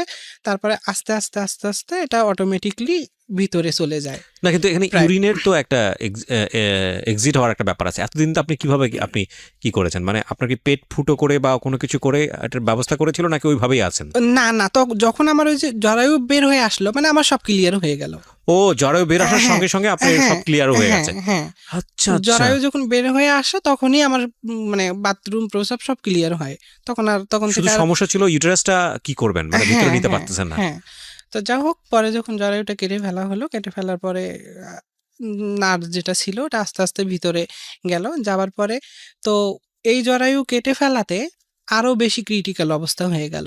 হুম। যে আমি বাঁচা না বাঁচার প্রশ্ন হয়ে দাঁড়ালো এখানে, যে আমি বাঁচবো না বাঁচবো এরকম। কেন? তো এটা জানি না কেন ডাক্তাররা পরে ওই জরায়ুটা কেটে ফেলাতে কি সমস্যা হয়েছিল সেটা আমার কাছে জ্ঞাত না আমি। আচ্ছা, তো ওই কেটে ফেলাতে আর কি পরে আমার জীবন মরণের প্রশ্ন হয়ে দাঁড়ালো এখানে। আচ্ছা, আচ্ছা। আমি আইসিইউ এর মধ্যে 13 দিন ছিলাম। 13 দিন থাকা ঢাকা মেডিকেলে? হ্যাঁ, ঢাকা মেডিকেলে আইসিইউ এর মধ্যে 13 দিন ছিলাম আমি। আচ্ছা, তো 13 দিন থাকা অবস্থায় এই 13 দিনের মধ্যেই আর কি, মানে 13 দিন পরে যখন আইসিইউ থেকে আমাকে বের করা হলো, বা 13 দিন আইসিইউ এর মধ্যে থাকা অবস্থা আমি একটু ইমপ্রুভ হলাম পরে। হ্যাঁ। ইমপ্রুভ হয়ে আমাকে বেডে দেওয়া হলো। তো বেডে দেওয়ার পরে আমি আমার শারীরিক চেঞ্জটা বুঝতে পারি। কিরকম? যেমন কিরকম চেঞ্জ এখানে বলি। চেঞ্জ বলতে কিরকম, যে আমার আমি তো বরাবর ওয়াশরুমে যাওয়া আসা করতেছি প্রস্রাব পায়খানার জন্য, বা হ্যাঁ, যাচ্ছি আর কি। হ্যাঁ, হ্যাঁ। তো যাওয়াতে বুঝি যে যখন আমি প্রস্রাব করি, প্রস্রাব করতে গিয়ে একটা মানে নারী অংশ, মানে এরকম নার জাতীয় একটা বাহিরে বের হয়ে আসতে চায়। ওকে। আচ্ছা, এরকম মনে হয় যে যখন প্রস্রাব করতে আসি তখন মনে হয় যে একটা নার জাতীয় কোনো কিছু। না, মানে আপনি বলছেন যে ইটস লাইক আ পাইপ বা নলের মতো কোনো একটা হ্যাঁ কিছু। হ্যাঁ নলের মতো কিছু, যে মানে বাহিরে বের হয়ে আসতে এখানে চাচ্ছে। একটু ইন্টারাপ্ট করছি, ভিডিওতে যারা দেখছেন এবং একই সাথে অডিওতে যারা শুনছেন, প্লিজ আজকের এই এপিসোডটাকে আপনারা মেডিকেল সায়েন্সের জায়গাটা থেকে নেবেন। এগুলো বোঝানোর জন্যই আমরা এই জিনিসগুলোকে এক্সপোজ করছি, কারণ অনেকেরই অনেক ধরনের কোয়েশ্চেন থাকতে পারে। And most importantly, I am not a doctor, I am not a physician. উনি যেটা বলছেন সেগুলো যে একদম ফুল ইনভেস্টিগেট করে আপনাদের এখানে উপস্থাপন করা হচ্ছে তা নয়।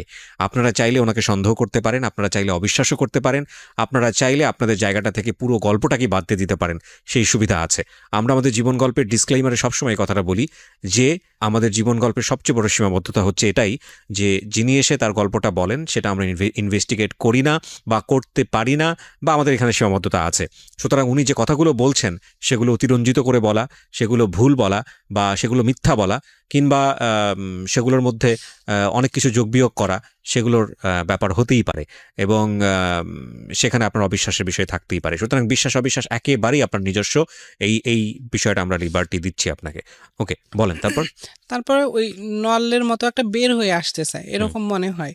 তো আমি পরে ডাক্তারের সঙ্গে বিষয়টা শেয়ার করি আর কি, বা আমার তখন তো আপনি মেডিকেলে আছেন। হ্যাঁ তখন আমি মেডিকেলেই আছি। আমি Okay. মেডিকেলে এ টু জেড আমি 2 মাস 15 দিনের মতো ছিলাম আর আচ্ছা, কি। তো ডাক্তারের কাছে বললেন তারপর? হ্যাঁ, ডাক্তারের কাছে শেয়ার করলাম। তারপরে আবার ডাক্তার টেস্ট দিল আর কি, আবার নতুন করে টেস্ট। তো এই টেস্টগুলো দিল, দেওয়ার পরে এই টেস্টগুলো এখন কিভাবে আবার এই টেস্টগুলো করাবে? এটার সামর্থ্য তখনও ছিল না। এরকম অবস্থা। হুম। তো তারপরে আবার ওই বাসায় গেল, বাসায় গিয়ে আবার যে কোনোভাবে ম্যানেজ করলো আর কি, কারণ এখানে যেহেতু জীবন মরণের প্রশ্ন হয়ে Right, দাঁড়িয়েছে, right, একজন মানুষকে বাঁচানো ফরজ। right. তো বাঁচানোর জন্য যা করা লাগে আর কি, বা বাসায় যা হয়তো কিছু কিছু অংশ বা কিছু জিনিসপত্র ছিল এগুলো অন্যের কাছে বিক্রি করলো, হুম। করার পরে আমাকে নিয়ে আসে দেওয়া হলো আর কি। তারপরে আমাকে ওই ডাক্তার টেস্ট দিল, টেস্ট দেওয়ার পরে টেস্টের রিপোর্টে বলতেছে যে না, এটা কোনো সমস্যা না, এটা যে ওই যে জরায়ুটা কেটে ফেলা হয়েছে, জরায়ু কেটে ফেলা অবস্থায় এটার হচ্ছে, বা এটা নার ওই নলটা বা নারী যেটাকে বলে নার যেটা, হুম। ওটা ভিতরে গেছে বিধায় ওই বাইর হয়ে আসছিল, তো বাইর হয়ে আসাতে আবার ভিতরে চলে গেছে, যার জন্য রাস্তাটা ক্লিয়ার আছে, যখন প্রস্রাবের প্রেসার দিচ্ছে তখন এটা বাইরে আসতে চাচ্ছে, এরকম আর কি আচ্ছা, okay. ডাক্তাররা বলতেছে, বা ডাক্তারের রিপোর্টে এরকম বলতেছে। হুম। কিন্তু ডাক্তারের রিপোর্টও এখানে তখন এরকম মানে এটা কোনোভাবে ধরতে পারে না আর কি। ডায়াগনোজ করতে পারেনি। না। হুম। তারপরে যখন এরকম হবার পরে আরো কিছুদিন যাচ্ছে, এভাবে আরো 1 সপ্তাহ বা 10 দিন গেল, যাবার পরে আমি মানে ওই বুঝতে পারি যে মানে পুরুষ লিঙ্গের মতো আর কি, হুম। পুরুষ লিঙ্গের মতো বা ছোট বাচ্চা যেমন লিঙ্গ যেরকম সেই আকৃতি বা সেই রকম ধরন বোঝা যাচ্ছে উপরে, এটা হুম, হুম। যে উপরে এরকম একটা আকৃতি বোঝা যাচ্ছে। আচ্ছা। তো যখন বোঝা যাচ্ছে তখন ডাক্তাররা এটা বলল যে ঠিক আছে, এটা আমরা বিষয়টা দেখবো। তখন ওই ডাক্তাররা সেমিনার করলো আর কি, আচ্ছা। বোর্ড মিটিং করলো, বোর্ড মিটিং করে বিষয়গুলো ভালোভাবে দেখার সিদ্ধান্ত নিল আর কি, যে বিষয়টা যেহেতু অন্যদিকে যাচ্ছে এখন, হ্যাঁ, হ্যাঁ। যেহেতু এটা এরকম বোঝা যাচ্ছে এটা আসলে কি, তখন আমাকে নিয়ে ডাক্তাররা গবেষণা করে আর কি, হুম, হুম। বা বোর্ড মিটিং করে। মিটিং করার পরে আমাকে পরবর্তীতে দেখে, তারা বিভিন্ন টেস্ট করার পরে টেস্টগুলোতে দেখে যে এটা নাকি ওদের রিপোর্টে বলে যে হরমোন থেকে এটা এই প্রবলেমটা। ডায়াগনোজ করলো যে এটা একটা প্রবলেম এবং হ্যাঁ। হরমোন ইমব্যালেন্স হওয়ার কারণে বা যেকোনো কিছু হওয়ার কারণে হ্যাঁ, এই সমস্যাটা তৈরি হচ্ছে। জি, জি, ওকে। জি। হরমোন প্রবলেমের জন্য এটা আসলে এরকম। হুম। তো পরে ডাক্তাররা যখন বোর্ড মিটিং করলো, করার পরে আসলে তারা একটা সিদ্ধান্তে গেল হুম। যে আসলে বিষয়টা কি বা কি করা প্রয়োজন আর কি। তো তখন তাদের হাতে যখন আর কোনো ওয়ে ছিল না, তখন তারা কি বলল? আমাকে বলল যে হচ্ছে বাইরে যাওয়ার জন্য। দেশের বাইরে। হ্যাঁ, বলতেছে এটা তো আসলে খুব ক্রিটিক্যাল প্রবলেম। এর থেকেও মানে ওই শুরুতে যখন আমার জরায়ু অপারেশন করলো আর কি, হুম। কেটে ফেললো। কেটে ফেলার পর পরবর্তীতে এখন আবার একটা অপারেশনের নোটিশ করলো আর কি তারা, হুম। যে অপারেশন করতে হবে, এটাকে যদি দূরীভূত করতে চান, হুম। ঠিক আছে? এটা নাকি সম্পূর্ণ হরমোন থেকে মানে ফিজিক্যালি একটা প্রবলেম আর কি আচ্ছা, আচ্ছা, বলতেছে। আচ্ছা। তো আপনারা ও তো একজন মেয়ে মানুষ। হুম। তো মেয়ে মানুষ এখন ওর শারীরিক সমস্যা বা হরমোনের জন্য এটা একটা প্রবলেম। হুম। তারা এটা বলতেছে যে এটা একটা প্রবলেম। তো এই প্রবলেমটা সমাধান করতে গেলে ওর অপারেশনের প্রয়োজন আছে। হুম। বা অপারেশনটা করতে গেলে অপারেশন দেখা গেছে অনেক ব্যয়বহুল এবং অনেক রিস্ক। পেশেন্ট মানে বাঁচতেও পারে আবার মরে যেতেও পারে। হুম। এরকম আর কি। তো তখন আমার বাবা-মা বলে যে ঠিক আছে, আমাদের তো এমন কোনো সামর্থ্য নেই যেটার মাধ্যমে আমরা এটা করব। রাইট। তো আমার মেয়ে যাই হোক আর যাই হোক মানে মানুষ আছে, এটা বলে যে মানুষ আছে। অনেক সময় অনেক জায়গায় আমরা শুনি যে আল্লাহ প্রদত্তভাবে অনেক কিছুই শুনতে পাই যে এটা এই জায়গায় অমুক এমন হয়েছে বা অমুক জায়গায় এরকম হয়েছে, অনেক কিছু শোনা যায়। হুম। তো যাই হোক, এটা আর কি তাদের ধারণা। তারা বলে যে আমার মেয়ে মানুষ আছে, মানুষ বাদে আর অন্য কোনো কিছু হয়নি, ও যা আছে তা থাক। এখন অপারেশন করতে গিয়ে যদি তার সে যেখানে যদি বাঁচা মারার প্রশ্ন হয়ে ওঠে, সে যদি বাঁচতেও না পারে, জীবনের সাথে এতটা যুদ্ধ করে এত দূর নিয়ে আসলাম, নিয়ে আসে আমরা কিভাবে তাকে হারাই, রাইট। এটার চিন্তা করে আর কি। তো এই চিন্তা করাতে তারা সবকিছু ছেড়ে দিল, কাছে ঠিক আছে আপনারা ওইটা বাদ দিয়ে এদিকে কি করা যায়, আপনারা সুস্থ করতে যা লাগে সেটা করেন আর কি। মানে বিষয়টা হলো এরকম যে ওর শরীরে যে পরিবর্তনগুলো আসতেছে সেগুলো আপনারা ছেড়ে দেন, হ্যাঁ, কিন্তু বাকিটুকু যতটুকু আপনাদের ওকে সুস্থ করার জন্য যা করা লাগে সেইটুকুর দিকে ফোকাস সেইটুকু করেন। করেন আর কি। ওকে, ফাইন। তারপরে ডাক্তার বলতেছে যে না, ওটার অপারেশন প্রয়োজন আছে, হুম। এটা বলতেছে। কারণ সে একজন মেয়ে মানুষ, বা এখন মেয়ে মানুষ, ওর এই সমস্যা হরমোন থেকে এটা আসলে বিপরীত দিকে যাচ্ছে, ডাক্তার বলতেছে যে এটা বিপরীত দিকে যাচ্ছে, মানে যেহেতু এটা বোঝা যাচ্ছে যে একটা পুরুষ লিঙ্গের মতো বা ছোট বাচ্চার বা আকৃতি। এমনও তো হতে পারে মানে যেটা গ্রো করছে সেটা একটা পর্যায়ে গিয়ে থেমে গেল মাঝামাঝি পর্যায়ে, সো না পুরুষ না মহিলা। হ্যাঁ হ্যাঁ, তখন এরকম। হয়তো বা ডাক্তাররা এটা চিন্তা করে আমাকে আর কি ওইটা সলিউশন করে আর কি, আচ্ছা। যে অপারেশনটা করাই বেশি বেটার হবে, তাহলে একটা দিক থাকবে। হুম। ঠিক আছে, যে তারা একটা দিক থাকবে, সে একজন মানুষ হিসেবে ছেলে হোক বা মেয়ে হোক একটা পর্যায়ে চলে যাবে। এখন তো তার পজিশন ভিন্ন রকম, আচ্ছা। এটা ভিন্ন দিকে চলে যাচ্ছে। হয় না, যারা আমাদের সমাজে থার্ড পারসন যারা আছে আর কি, তাদের আকৃতিও হতে পারে বা তাদের মতো হতে পারে, এরকম ভাবতেছে। ওকে। তো যার জন্য আর কি বলতেছে যে অপারেশনের জন্য, তা বলতেছে আমার বাবা মা বা ফ্যামিলি থেকে যারা আছে তারা বলতেছে এটা তো আমাদের পক্ষে কখনো সম্ভব হবে না এত টাকা ব্যয় করা বা এত কিছু করা। যা হোক, এর আগেও আমরা মানুষের কাছ থেকে সাহায্য নিলাম, ওর কাছ থেকে সাহায্য নিয়ে অনেক কিছু করলাম, বারবার তো আর মানুষ দিবে না। আপনি যে কেউ হোক একজনের কাছে আমি আজকে হাত পাতবো, 10 টাকা চাবো, আবার পরের দিন চাবো, আবার 10 টাকা দিবে, আবার পরের দিন চাইতে কি পারবো তার কাছে? বকা আর দিবে। তো চাওয়া সম্ভব না। তো এভাবে বললো, বলার পরে ওরা ওটা ছেড়ে দিল। দেওয়ার পরে ঠিক আছে, সমস্যা নাই, আপনারা যেটা চান সেটা হবে আর কি। আমরা প্রাথমিকভাবে যেটা চিকিৎসার প্রয়োজন আছে সেটা আমরা দিই, ওটা ওভাবে চলুক।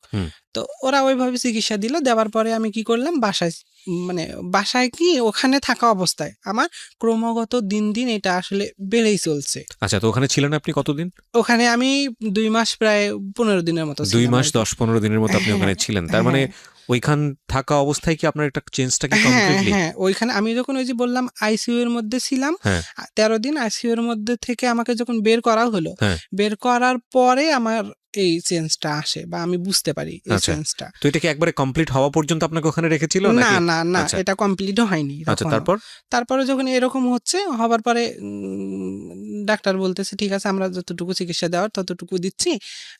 তারপরে তারা তাদের মতো চললো, চলার পরে চিকিৎসা দিল। দেওয়ার পরে ক্রমাগত আমার দিক থেকে এটা দিন দিন মানে বেশি হচ্ছে, বা আমার কাছে মনে হচ্ছে, বা এটা একটা আকৃতি বা একটা মেয়ে বলেন বা একটা ছেলে বলেন, যে আকৃতি, তখন আমার মানে ছেলের মতো হয়ে যাচ্ছে। আচ্ছা, সেটা তো আকৃতির দিক থেকে গেল, কিন্তু আপনার মনোজাগতিক ব্যাপারটা কি ছিল? আপনি কি তখন নিজে থেকে মেয়ে মনে করতেন না ছেলে? না, আমি তখনও মেয়ে মনে করতাম নিজেকে। আচ্ছা, ইন্টারেস্টিং। ওকে, খুব ইন্টারেস্টিং। তারপরে এটা এভাবে চলে আসছে। তারপরে চিকিৎসা দিলে আমি সুস্থ হলাম আল্লাহর রহমতে। আর এখন আর আমার কোনো সমস্যা নাই, মানে এইটা ব্যতীত আর আমারও কোনো সমস্যা নাই। তো তারপরে ওখান থেকে ওই ছেলের সঙ্গে কি আপনার যোগাযোগ ছিল, যে ছেলেটার সঙ্গে আপনার ভালোবাসার সম্পর্ক? হ্যাঁ, ওর সঙ্গে যোগাযোগ ছিল। তখনও যোগাযোগ, আমি হয়তো বা চিকিৎসার জন্য বা শারীরিক সমস্যার জন্য বা এগুলো অসুস্থতার জন্য সম্পর্কটা ছিল, সম্পর্কটা ছিল, ইভেন এখনো আছে। ওকে ওকে, আমরা সামনের দিকে যাই। এখনো আছে। আচ্ছা, যাই হোক, তারপরে আমাকে একটু আল্লাহর রহমতে সুস্থ হলাম। হবার পরে বাসায় দেওয়া হলো আর কি। বাসায় দেওয়ার পরে আমি বাসায় যাওয়ার পরে আমার শারীরিক প্রবলেমটা আরো মানে আকার ভালো বড় আকার ধারণ করে। যেমন ধরেন মানে পূর্ণ আকার যেটাকে বলে। হ্যাঁ, পূর্ণ আকার, যে আমি মানে আমার গঠনে আমি একজন ছেলে মানুষ হয়ে গেলাম। এটা কতদিন লাগলো বা কত মাস লাগলো এটা কমপ্লিট হতে? এটা বেশি দিন হয়নি। এটা এই যে যখন আমি হসপিটালে ছিলাম প্রায় 2 মাস 15 দিনের মতো, ওখান থেকে আসলাম। ওখান থেকে তো আমার সূচনা শুরু। যখন আমার জরায়ু কেটে ফেলা হলো, অপারেশন দেওয়া হলো, অপারেশনের পর থেকে আমার এই সূচনাটা শুরু। তো এই মতো অবস্থায় চিকিৎসা দেওয়া হলো, জাস্ট শারীরিক দিক থেকে আমাকে সুস্থ করে বাসায় পাঠানো হলো। কারণ ওখানে থাকলে যতদিন থাকবো তত ব্যয়। ঠিক আছে, কিন্তু ওখান থেকে আসার কয় মাসের মধ্যে আপনি কমপ্লিট একটা ফর্ম যেটাকে বলে কমপ্লিট চেঞ্জ? হ্যাঁ, এটা প্রায় আমি ওই এখানে বাসায় এসে আবারও ওই 1 মাস 15 দিনের মধ্যে মানে আমরা বলতে পারি যে 2 থেকে 3 মাসের মধ্যে আপনার পুরো ট্রান্সফরমেশনটা হয়েছে। ওকে, এরকম হয়ে গেছে। তো যাই হোক, পরে আমি বুঝতে পারলাম, বা বাসায় যখন আসলাম, আসার পরে এটা এভাবে হলো। তখনও আমি মেয়ে মানুষের ভাবে মতো চলি, বা মেয়ে মানুষের লেবাস, বা মেয়ে মানুষের, আমার মাথায় এত বড় চুল ছিল। আমার ছবিটা দেখলে হয়তো বুঝতে পারবেন। ছবিটা আমি দেখাচ্ছি, আমাদের দর্শক যারা আছেন তারা দেখতে, যদি এখন স্লাইডে আমি দেখাতে না পারি, আপনারা একদম গল্পের শেষ পর্যন্ত ওয়েট করবেন, আপনারা একেবারে গল্পের শেষে গিয়ে আপনারা ছবিটা পাবেন। হ্যাঁ, তো যাই হোক, আমার চুল এত বড় ছিল। পরে আমি সেভাবে চলতে আসি। চলার পরে একটা সময় এটা যখন আমি নিজে বুঝতে পারলাম যে আসলে আমার শারীরিক গঠনটা ছেলে মানুষ, বা আমি ছেলে মানুষ, এটা ইজিলি বোঝা যাচ্ছে। একটা ছেলে মানুষের যৌনাঙ্গ আলাদা, মেয়ে মানুষের যৌনাঙ্গ আলাদা, বা আমি মেয়ে ছিলাম কেমন ছিলাম এটা তো বুঝি, বা এখন ছেলেদের না, যৌনাঙ্গ কিন্তু এখানে কেমন। একটা কথা আছে নয়ন, আচ্ছা, এখন আমি আচ্ছা। আপনাকে নয়ন বলেই সম্বোধন করি, জি। যদিও কিছুক্ষণ আগে আমি আপনাকে নাজমা বলেছি। আচ্ছা। সেটা হলো যে এটা তো একদিনে হয়নি, 3-4 মাস একটা লম্বা সময় যদিও বলা যায়। হ্যাঁ, হ্যাঁ। কিন্তু এই যে ট্রান্সফরমেশনটা হচ্ছে, তাহলে তো এটা আপনি মানে মানসিকভাবে প্রস্তুতি নেওয়ার সময় পেয়েছেন যে না, আমি ছেলের দিকে যাচ্ছি, ছেলে হয়ে যাচ্ছি। হ্যাঁ। তার মানে তো আপনার একটা মানসিক প্রস্তুতি বোধহয় আগে থেকেই ছিল, পরিবারের সদস্যরা বিষয়টা নিয়ে প্রিপেয়ার ছিল নাকি, কি বলবেন? হ্যাঁ, অবশ্যই ছিল। কারণ আমার এই সমস্যা তো যখন তারা দেখতে পারতেছে তখন আ অনেকেই তারপরে এটা একটা সময় কি হলো, বাস্ট হয়ে গেল। মানে এটা ঘরের মধ্যেই ছিল, বাইরে কেউ হ্যাঁ, জানতো না? হ্যাঁ, বাইরের কেউ জানতো না। কিন্তু আমি এই মতো অবস্থায় আবার ওই আমার রেজাল্ট বের হলো আরকি। রেজাল্ট মানে জিএসসি রেজাল্ট বের হ্যাঁ, হলো, হ্যাঁ। জেএসসি রেজাল্ট বের হয়ে আমার ক্লাসে ভর্তি হওয়ার কথা। তখন আমার মানসিক অবস্থা সম্পূর্ণ আলাদা। কারণ আমার সব মানে অন্যরকম হয়ে গেছে। কারণ আমার শারীরিক সমস্যা বা আমার আদার্স অনেক প্রবলেমের জন্য আমি মাথা পুরাই হ্যাং হয়ে গেছে। আমি আর আমার মধ্যে নাই, এমন একটা অবস্থা। হুম। তো যাই হোক, পরবর্তীতে এটা কি করলাম, বাসায় জানালাম। বাসায় জানা অবস্থায় একদিন আমার বান্ধবী আরকি আমাদের বাসায় আসে। মানে আমি বাইরে থেকে মানে চিকিৎসা করে বাসায় সুস্থ হয়ে আসছি, আমাকে দেখার জন্য আসে আরকি ২ জন। মানে একজন আসে, পরপর ২ জন পরে আসে আরকি। আসার পরে তখন আমি তাদের কাছ থেকে কোনো এক বিষয়ে তাদের কাছে আমি এটা শেয়ার করে ফেলি। যে ইয়া কি জানি কথায় তাদের সঙ্গে শেয়ার করতে ফেলি যে আসলে অ্যা এরকম আমার ঘটনাটা কেমন, মানে আমার কেমন জানি একটা শারীরিক চেঞ্জ, বা আমি এই জায়গাতে আমি ছেলে মানুষের মতো লাগে। ঠিক আছে? তখন ওরা বলে, "কি বলিস তুই এসব? আলতু-ফালতু কথা কেন বলিস?" এগুলো বলতেছে। তার মানে, "তোদের বিশ্বাস হয় না, না?" এরকম করে বলতেছে। কয়, "না, আমার বিশ্বাস হয় না।" তা ঠিক আছে, বিশ্বাস না হয় আমাকে মানে ফেস কর। মানে প্রুফ দেখা। হ্যাঁ, যে ফেস কর, চার্জ কর যে আমি আসলে যেটা বলতেছি আমার কথার সঙ্গে কতটুকু মিল আছে আরকি। তো কয়, তখনও তো তারা জানতো আমি মেয়ে মানুষ। তারা আমাকে মেয়ে সার্চ করতে তো কোনো প্রবলেম না। তো কয়, "কি এসব বলে আজে-বাজে কথা? দেখি তো এক।" পরে সার্চ করে দেখে যে হ্যাঁ, বিষয়টা আমি যা বলছি সেটাই। যে আমি সত্য। পুরুষ মানুষ। হ্যাঁ। এরকম। বা পুরুষ মতো যে স্পষ্ট এটা বোঝা যাচ্ছে। না, রাইট। তারপর? আচ্ছা, তারপরে ওরা এইটা দেখে চমকে গেছে। কয় কি? এটা কেমন কথা? এটা কি দেখলাম আমরা? এরকম মনে করতেছে। বলা অবস্থায় এরা এই ওখান থেকে এক দৌড়, মানে আমি যে তাদেরকে ধরবো যে শোন, এখন কাউকে বলিস না, বা এটা কি, বা আল্লাহ কি করতেছে না করতেছে এটা তো আমি বুঝতেছি না। কাউকে বলিস না। জাস্ট আমি তোদের সঙ্গে শেয়ার করছি, তোদের মধ্যে থাক আপাতত। এইটুকু বলার আমি তাদেরকে সময় পাইনি। তো তারা দৌড়ে গিয়ে, মানে তারা আতঙ্কিত একটা বিষয়। রাইট। তো আতঙ্কিত বিষয় দেখে সবাই আতঙ্কিত হবে, এটাই স্বাভাবিক। হুম, হুম। তো ওরা যখন ফেস করছে, করার পরে দৌড়ে বাসায় চলে গেছে। বাসায় গিয়ে ওদের মাকে বলছে। কয়, "মা, এরকম নাজমান ও আমাকে এগুলো আজকে বলতেছে হঠাৎ করে। তো আমরাও মানে কি বলি সেগুলো কথা দেখি, ফেস করি। ফেস করতে গিয়ে তারা হ্যাঁ, এরকম। এই তো ওদের সর্বনাশ। এক কথা, 2 কথা, এক কান 2 কান হ্যাঁ, করে তো পুরো গ্রাম। বাসায় যখন ওরা জানলো, জানার পরে বলতেছে, "কি বলিস এসব?"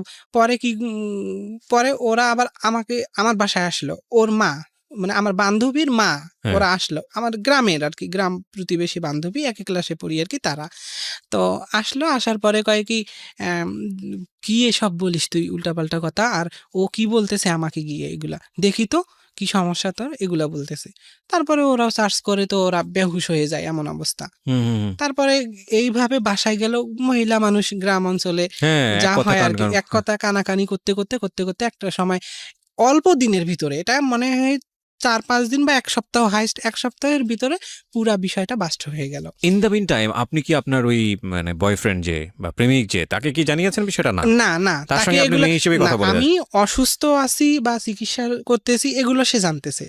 বা মাঝে মধ্যে যখন কথা হতো ২-৪ মিনিট, যে আমি চিকিৎসার জন্য আসি বা আমি অসুস্থ আছি, এই সমস্যা, এগুলা সে কিন্তু জানে। আপনি তো তখন নিশ্চিত হয়ে গেছেন যে এর সাথে আমার ওই ধরনের সম্পর্ক রাখা সম্ভব হবে না। হ্যাঁ, কিন্তু আমি তাকে এগুলা কোনো কিছু জানাচ্ছেন না। জানাইনি। কেন জানাচ্ছেন না তখন? জানাচ্ছি না কারণ সে তো আমাকে লাভ করে, বা আমি তাকে লাভ করি, বা আমি জানাচ্ছি না এই কারণে যে মানে আমি কেন জানি জানাতেই পারতেছি মানে না তাকে। যতদিন সম্ভব গোপন রাখি, হ্যাঁ, পরবর্তীতে হয়তো জানাবো। হ্যাঁ, ওকে, তো তারপরে কি হলো? লোকজন জানাজানি হয়ে গেল। তারপরে লোকজন যখন জানাজানি হয়ে গেল, জানাজানি হয়ে যাওয়ার পর মানে পুরা একটা আলোড়ন সৃষ্টি হয়ে গেল গ্রাম অঞ্চলে।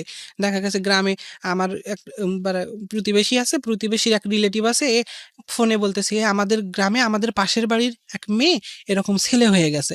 কয়, "কি বলিস?" ও তখন ওর আত্মীয় কোথায় আছে তাকে ফোন করে হুম। যে, "আমার বোনের বাসায় এক মেয়ে আছে বা বোনের বাসার পাশে এক মেয়ে আছে, ও নাকি ছেলে হয়ে গেছে, মেয়ে থেকে ছেলে হয়ে গেছে", হুম, এগুলা বলতেছে। এভাবে এভাবে অনেক তার ২-১ দিনের ভিতরে মানে এত মানুষ, হাজার হাজার মানুষ, আপনাকে দেখতে আসতেছে। হ্যাঁ, হাজার হাজার মানুষ আমাকে দেখার জন্য আসে, যে একটা আত্মাধিক একটা ঘটনা শুনছে, যে আসলে আধ্যাত্মিক, হ্যাঁ। আতঙ্কিত হবার মতো অবস্থা। কি আসলে দেখি তো।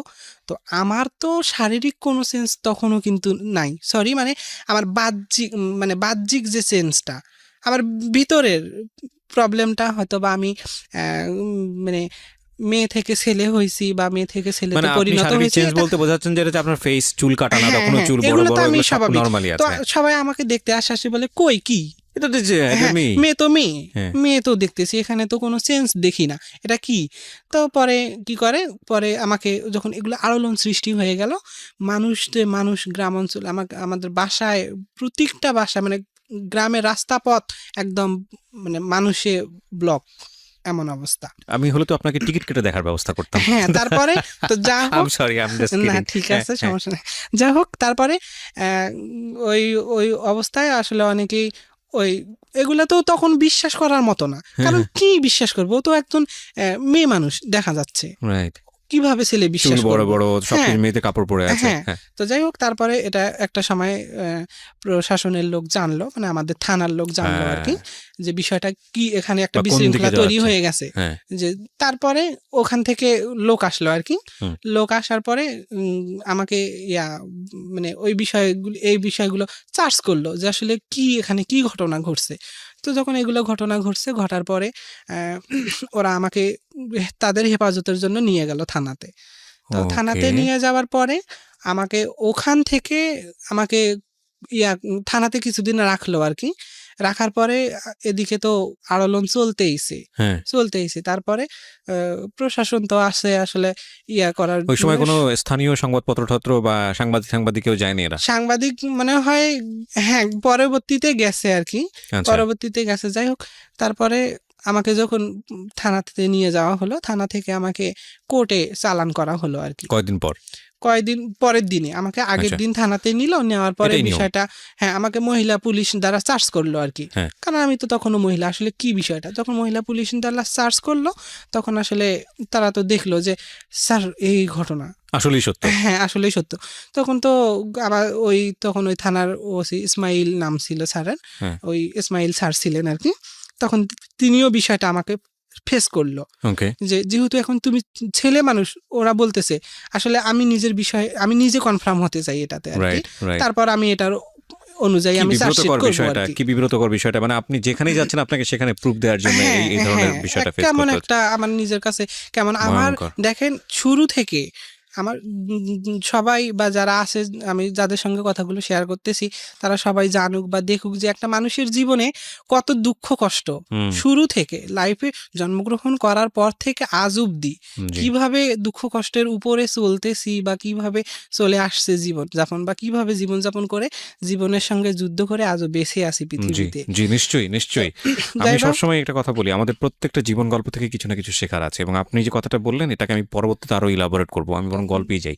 জি। যে তারপরে কি হলো, তো যাই থানা হোক, থেকে তারপরে কোর্টে নিয়ে গেল, কোর্ট হ্যাঁ, থেকে তারপরে থানাতে সার্চ করে যখন আমাকে দেখলো এই অবস্থা, তারপরে কোর্টে নিয়ে গেল। কোর্ট থেকে আমাকে কোর্ট থেকে আবার সরকারিভাবে আমাকে টেস্ট করানোর জন্য দেওয়া হলো, টেস্ট।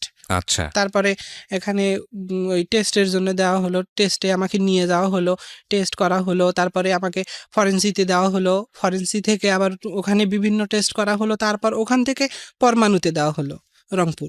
পরমাণুতে দেওয়া হলো, পরমাণু থেকে আবার হরমোন টেস্টের জন্য, মানে যা যা প্রয়োজন।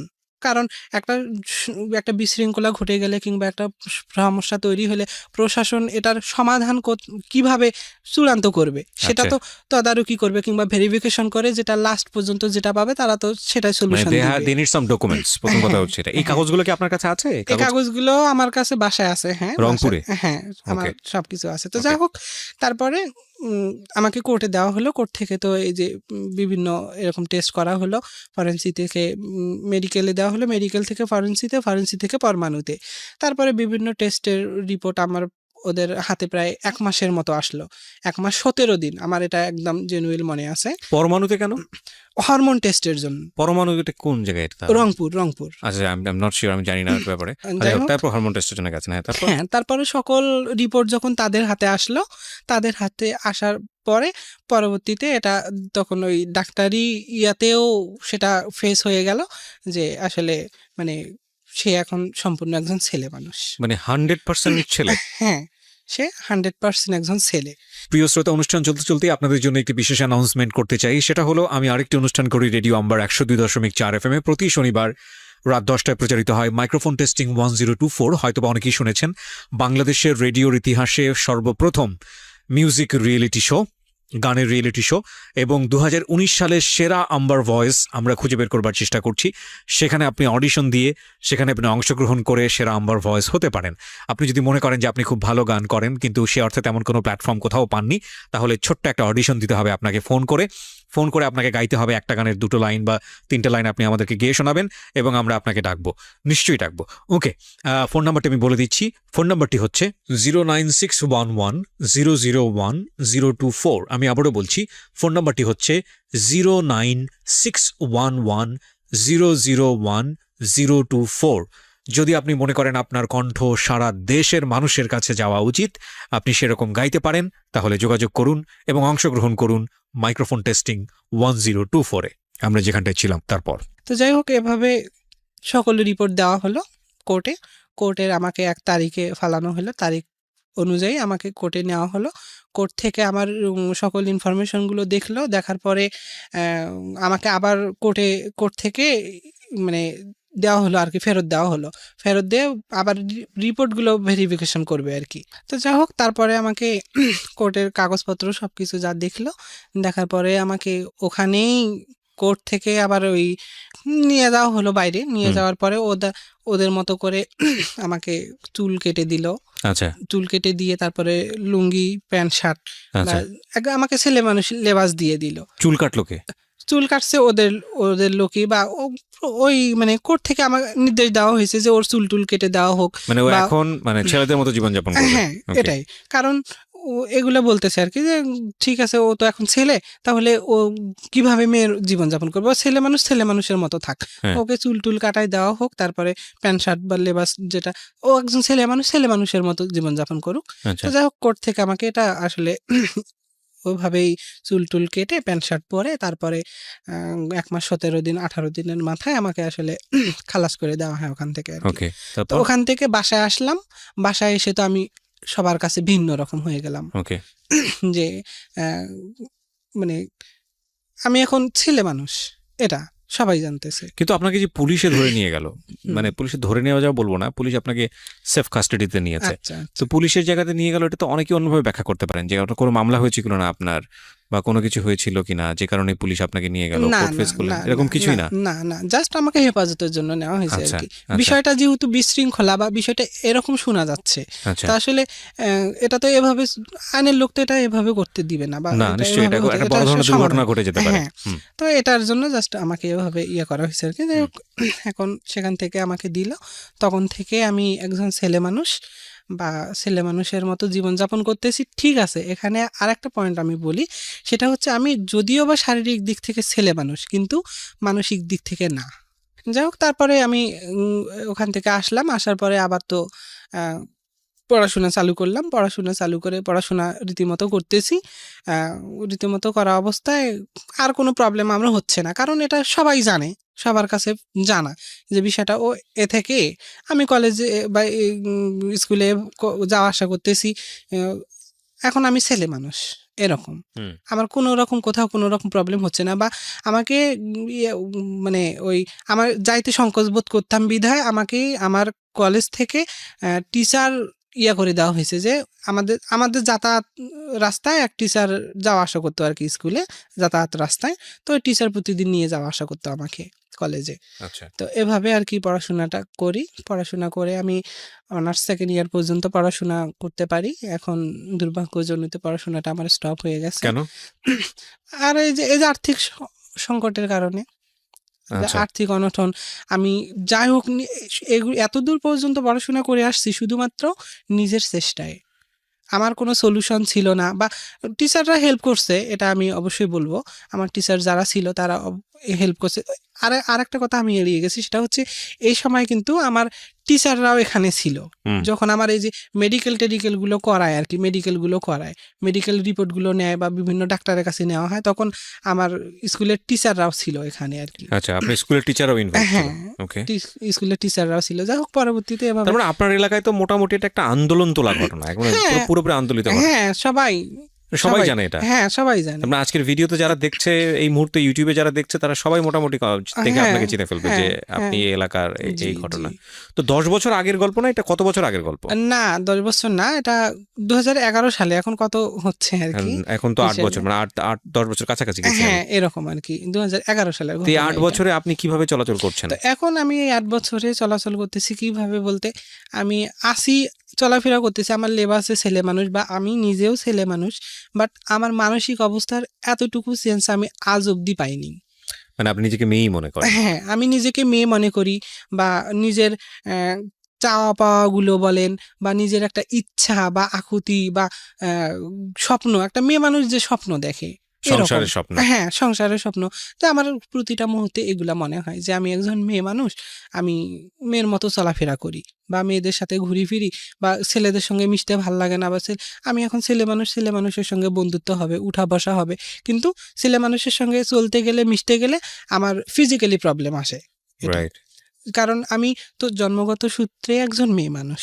তো জন্মগত সূত্রে যেহেতু মেয়ে মানুষ, আমি ক্লাস 9, তখন প্রায় আমার বয়স 15 বছর বলতে গেলে। তো 15 বছর একটা মেয়ে মানুষ হিসেবে জন্ম থেকে চলে আসছে, বা তার চাওয়া পাওয়া, তার চলার শৈশবের গতি, পুরোটা সময়, হ্যাঁ, কিশোর তার বয়সের জীবনটা পুরোটা গড়ে সময়। উঠছে প্রায় এভাবে। রাইট। তাহলে সেটাকে সে কিভাবে চেঞ্জ করবে? তো আমি আসলে কোনোভাবে, কোনো ক্রমেই আমি আসলে এটাকে চেঞ্জ করতে পারি না এখনো। এই জিনিসটাই জাস্ট আমাকে দুঃখ দেয়, বা এই জিনিসটাই আমাকে কষ্ট দেয় আপনি খুব। কি ওই ছেলেটাকে যাকে ওই সময়টাতে ভালোবাসতেন, আপনি বললেন যে এখনো তার সঙ্গে আপনার সম্পর্ক হ্যাঁ, আছে, তো বন্ধু হিসেবে আছে নাকি কি হিসেবে আছে? বন্ধু হিসেবেই আছে আর কি। তো তার সঙ্গে আমার এখন ইদানিং খুব একটা যোগাযোগ হয় না। আচ্ছা। তো সে তার মতো আছে, আমি আমার মতো আছি। তো এই যে মানসিক অবস্থাটা মেয়েটার মতো, কিন্তু শরীরটা ছেলেদের মতো মানে কি ছেলে, হ্যাঁ, তো এই জায়গাটা নিয়ে কখনো একজন সাইকিয়াট্রিস্টের পরামর্শ নেওয়া, একটা ডাক্তারের না পরামর্শ না, নেওয়া আমি এগুলা নেইনি নেয়নি? কখনো। না, আপনার নেইনি। তো নেওয়া উচিত না, আপনার প্রয়োজন না, আপনি কি মনে করেন? নেওয়া উচিত, হ্যাঁ, কারণ আমার যেহেতু বা ওই সুবিধাটা ছিল না, ওই হ্যাঁ, ফ্যাসিলিটিটা পাননি আপনি? ভবিষ্যৎ আছে, বা ভবিষ্যতে একটা মানুষ, হয়তো আমি মানুষ হিসেবে পৃথিবীতে বেঁচে থাকবো, আমার তো একটা সাপোর্ট প্রয়োজন আছে, বা প্রত্যেকটা মানুষের একটা সাপোর্ট প্রয়োজন থাকে। মা বাবা থাকে, ভাই বোন থাকে, বা হাজব্যান্ড থাকে, বা ওয়াইফ থাকে, বা সন্তান থাকে, যাই হোক, যে কেউ কোনো না কোনো সাপোর্ট থাকে। তো আমার লাইফে তো আসলে এরকম কোনো সাপোর্ট নাই।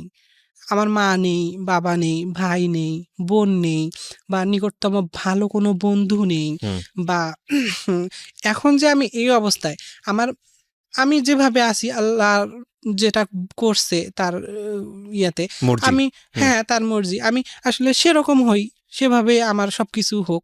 কিন্তু আমি অনেক চেষ্টা করি যে আমি নিজে একজন ছেলে মানুষ, আমি ছেলে মানুষের মতো চলাফেরা করি, খাই দাই, ঘুমাই, বা ছেলে মানুষের সাথে উঠি বসি, আমার সবকিছু ছেলে মানুষের মতো হোক। কিন্তু এটা কোনো ক্রমেই আমি করতে পারি না। এটা মানসিক হ্যাঁ, দিক থেকে মানসিক দিক থেকে আমার মানসিক দিক থেকে কখনোই আসে না যে আমি একজন ছেলে মানুষ, বা আমি এখন ছেলে মানুষ, বা আমার ছেলে হিসেবে সবকিছু একুরেট, বা আমি ছেলে মানুষ হিসেবে একজন স্বয়ংসম্পূর্ণ মানুষ, ছেলে মানুষ।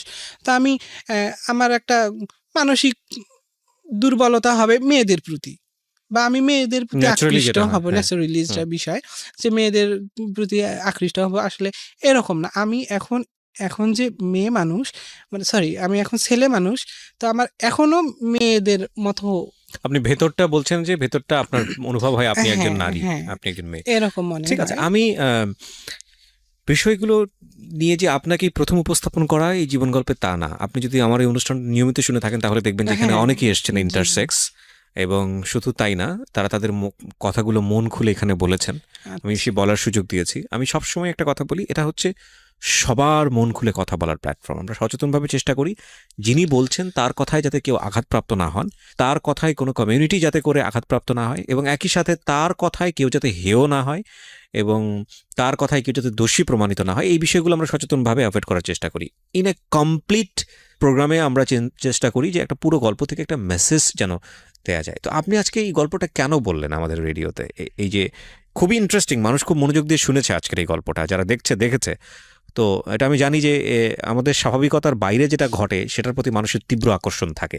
আপনার সাথে যেটা ঘটেছে এটা স্বাভাবিক ঘটনা না, হয়তো খুব কমই ঘটে সমাজে, খুব অল্প স্বল্প রেশিওর জায়গা থেকে হয়তো খুবই কম, সেই জন্যই এটা একটা অস্বাভাবিক ঘটনা বলেই অনেকে মেনে নেবেন। তবে এই ইউনিভার্সে অনেক অস্বাভাবিক ঘটনাই খুবই স্বাভাবিক ঘটনা। তো আপনি কেন বললেন আসলে? তো আমার বলার উদ্দেশ্য হচ্ছে এটাই যে আসলে আমাদের সমাজে যে এখন অনেক ছেলে মেয়ে আছে যে সামান্যতম কোনো দুঃখ কষ্ট আসলে মানে জীবনের হাল ছেড়ে দেয়, বা দেখা গেছে কি যে সামান্য কোনো কষ্ট পাইলে মানে আপসেট হয়ে পড়ে, অনেকেই আছে দেখা গেছে আত্মহত্যা পর্যন্ত করে। তো আসলে মানুষের জীবনের দুঃখ কষ্টটা সারা জীবন হয়তো বা থাকে না। এখন আমার জীবনের যেগুলো ঘটনা এগুলোর সঙ্গে তো কারো জীবনের মিল হবে না। রাইট। তো আমি আমার ঘটনাটাকে মিন করে আমি সবার কাছে এটা শেয়ার করলাম এই জন্যে যে আসলে দেখেন আমার জীবনটা বা আমার লাইফ স্টোরিটা, যে আমার জীবনের ঘটে যাওয়া ঘটনাগুলো জন্ম থেকে আজ অবধি পর্যন্ত বা ভবিষ্যতে আরও কি হবে। আমি তো জন্মের পরে যখন আমি অসুস্থ ছিলাম, বিভিন্ন রোগে ভুক্তভোগী ছিলাম, একটা সময় সুস্থ হলাম, ভাবলাম আমার জীবনে বুঝি আর কোনো ঘটনা ঘটবে না। তারপরেও দেখেন আমার জীবনে তার থেকেও বড় দুর্ঘটনা ঘটে গেল। এখন আমি তো সেই কনফিউজ থেকে এখন আর ওটা আশা করতে পারি না যে আসলে পরবর্তীতে যে আমার জীবনে আর অন্য কোনো ঘটনা ঘটবে না, মানে আপনি যেটা এটারও কোনো বলতে চাচ্ছেন, নিশ্চয়তা নাই। রাইট, আপনি যেটা বলতে চাচ্ছেন যে এত কষ্টে থেকেও আমি মানুষের মতো বাস করার চেষ্টা করে যাচ্ছি। হ্যাঁ, হ্যাঁ, অবশ্যই আমি এত দুঃখ কষ্টগুলোকে উপেক্ষা করে অহরহ দুঃখ কষ্টের সঙ্গে থাকা সত্ত্বেও মানে নিজের জীবনের সাথে যুদ্ধ করে আজও বেঁচে আছি, বা বেঁচে থাকবো আল্লাহ যতদিন আছে। এইটুকুই আরকি। আল্লাহ যাতে যতদিন আপনাকে বাঁচায় আমার রাখে। হ্যাঁ, আমার এই গল্পটুকু শুনে সবাই যারা শুনতেছে বা যারা দেখতেছে তারা যাতে মনে করে যে একটা মানুষের জীবনে কত দুঃখ কষ্ট থাকতে পারে, বা নিজেরা যাতে করে কিছুটা হ্যাঁ, হালকা হয়। এত দুঃখ কষ্ট থাকার পরেও একটা মানুষ নিজেকে কিভাবে সেফ রাখে রাইট। বা কিভাবে জীবনে বেঁচে আছে। তো মানুষের জীবনে নানাবিধ ঘটনাই ঘটে। তো ঘটে যাওয়ার সূত্র ধরে মানুষ অনেক কিছু করে ফেলে এখনকার এই সমাজের ছেলে বা রাইট, রাইট। ভাইরা বোনরা যারা আমি আছে আপনাকে দুইটা তারা। কোশ্চেন করি, তাহলে উত্তরটা চলে আসবে। আপনি কখনো সুইসাইড করার চেষ্টা করেছেন? না, আমি এটা কখনোই করেননি? কখনোই করি নাই বা এগুলো চিন্তাও করি নাই কখনো যে আসলে যে আমি আমার জীবনে এত কিছু ঘটে যাচ্ছে, আমি এটা ফিলই করি নাই যে আসলে এটা আমি মরে যাব। আমার জীবনে তো এত দুঃখ কষ্ট হচ্ছে, আমি এগুলো সইতে পারতেছি না, আমি মরে যাব।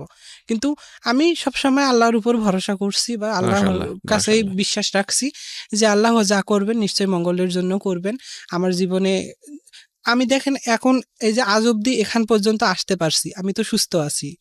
আল্লাহ তো আমাকে এই যে কথাটুকু বলতেছি এটুকু বলার তৌফিক তৌফিক তো দিয়েছেন। দিয়েছে, মাশাআল্লাহ। তো এটাই আরকি, এটাই বলব যে এতদূর পর্যন্ত আসতে পারছি আজকে এই যে স্টুডিওতে এসে সবার সঙ্গে আমার লাইফের বিষয়গুলো সবার সঙ্গে শেয়ার করতে পারতেছি, এটাই তো আল্লাহর কাছে শুকরিয়া। রাইট, তো আলহামদুলিল্লাহ। একটা মানুষ আল্লাহর কাছে কি চাইতে পারে? তো রাইট। যাই হোক, আরেকটা কথা আমি বলব যে আল্লাহ তাআলা অবশ্যই একটা ইয়াতে বলছিল, আমার এটা মনে আছে যে আম্মা মান তাবা ওয়া আমানা সলিহা মাইয়াকুলু মিনাল মুফলিহিন লিল কোরআনে লিস সালাওয়াত লিল ইনসানে আল কিসবুল লাজি আওসাহু ফিদ দুনিয়া ওয়াল আখিরাত। কথাটার অর্থ হচ্ছে এটাই যে তোমাদেরকে পৃথিবীতে পাঠিয়েছি শুধুমাত্র আমার ইবাদত বন্দেগী করার জন্য।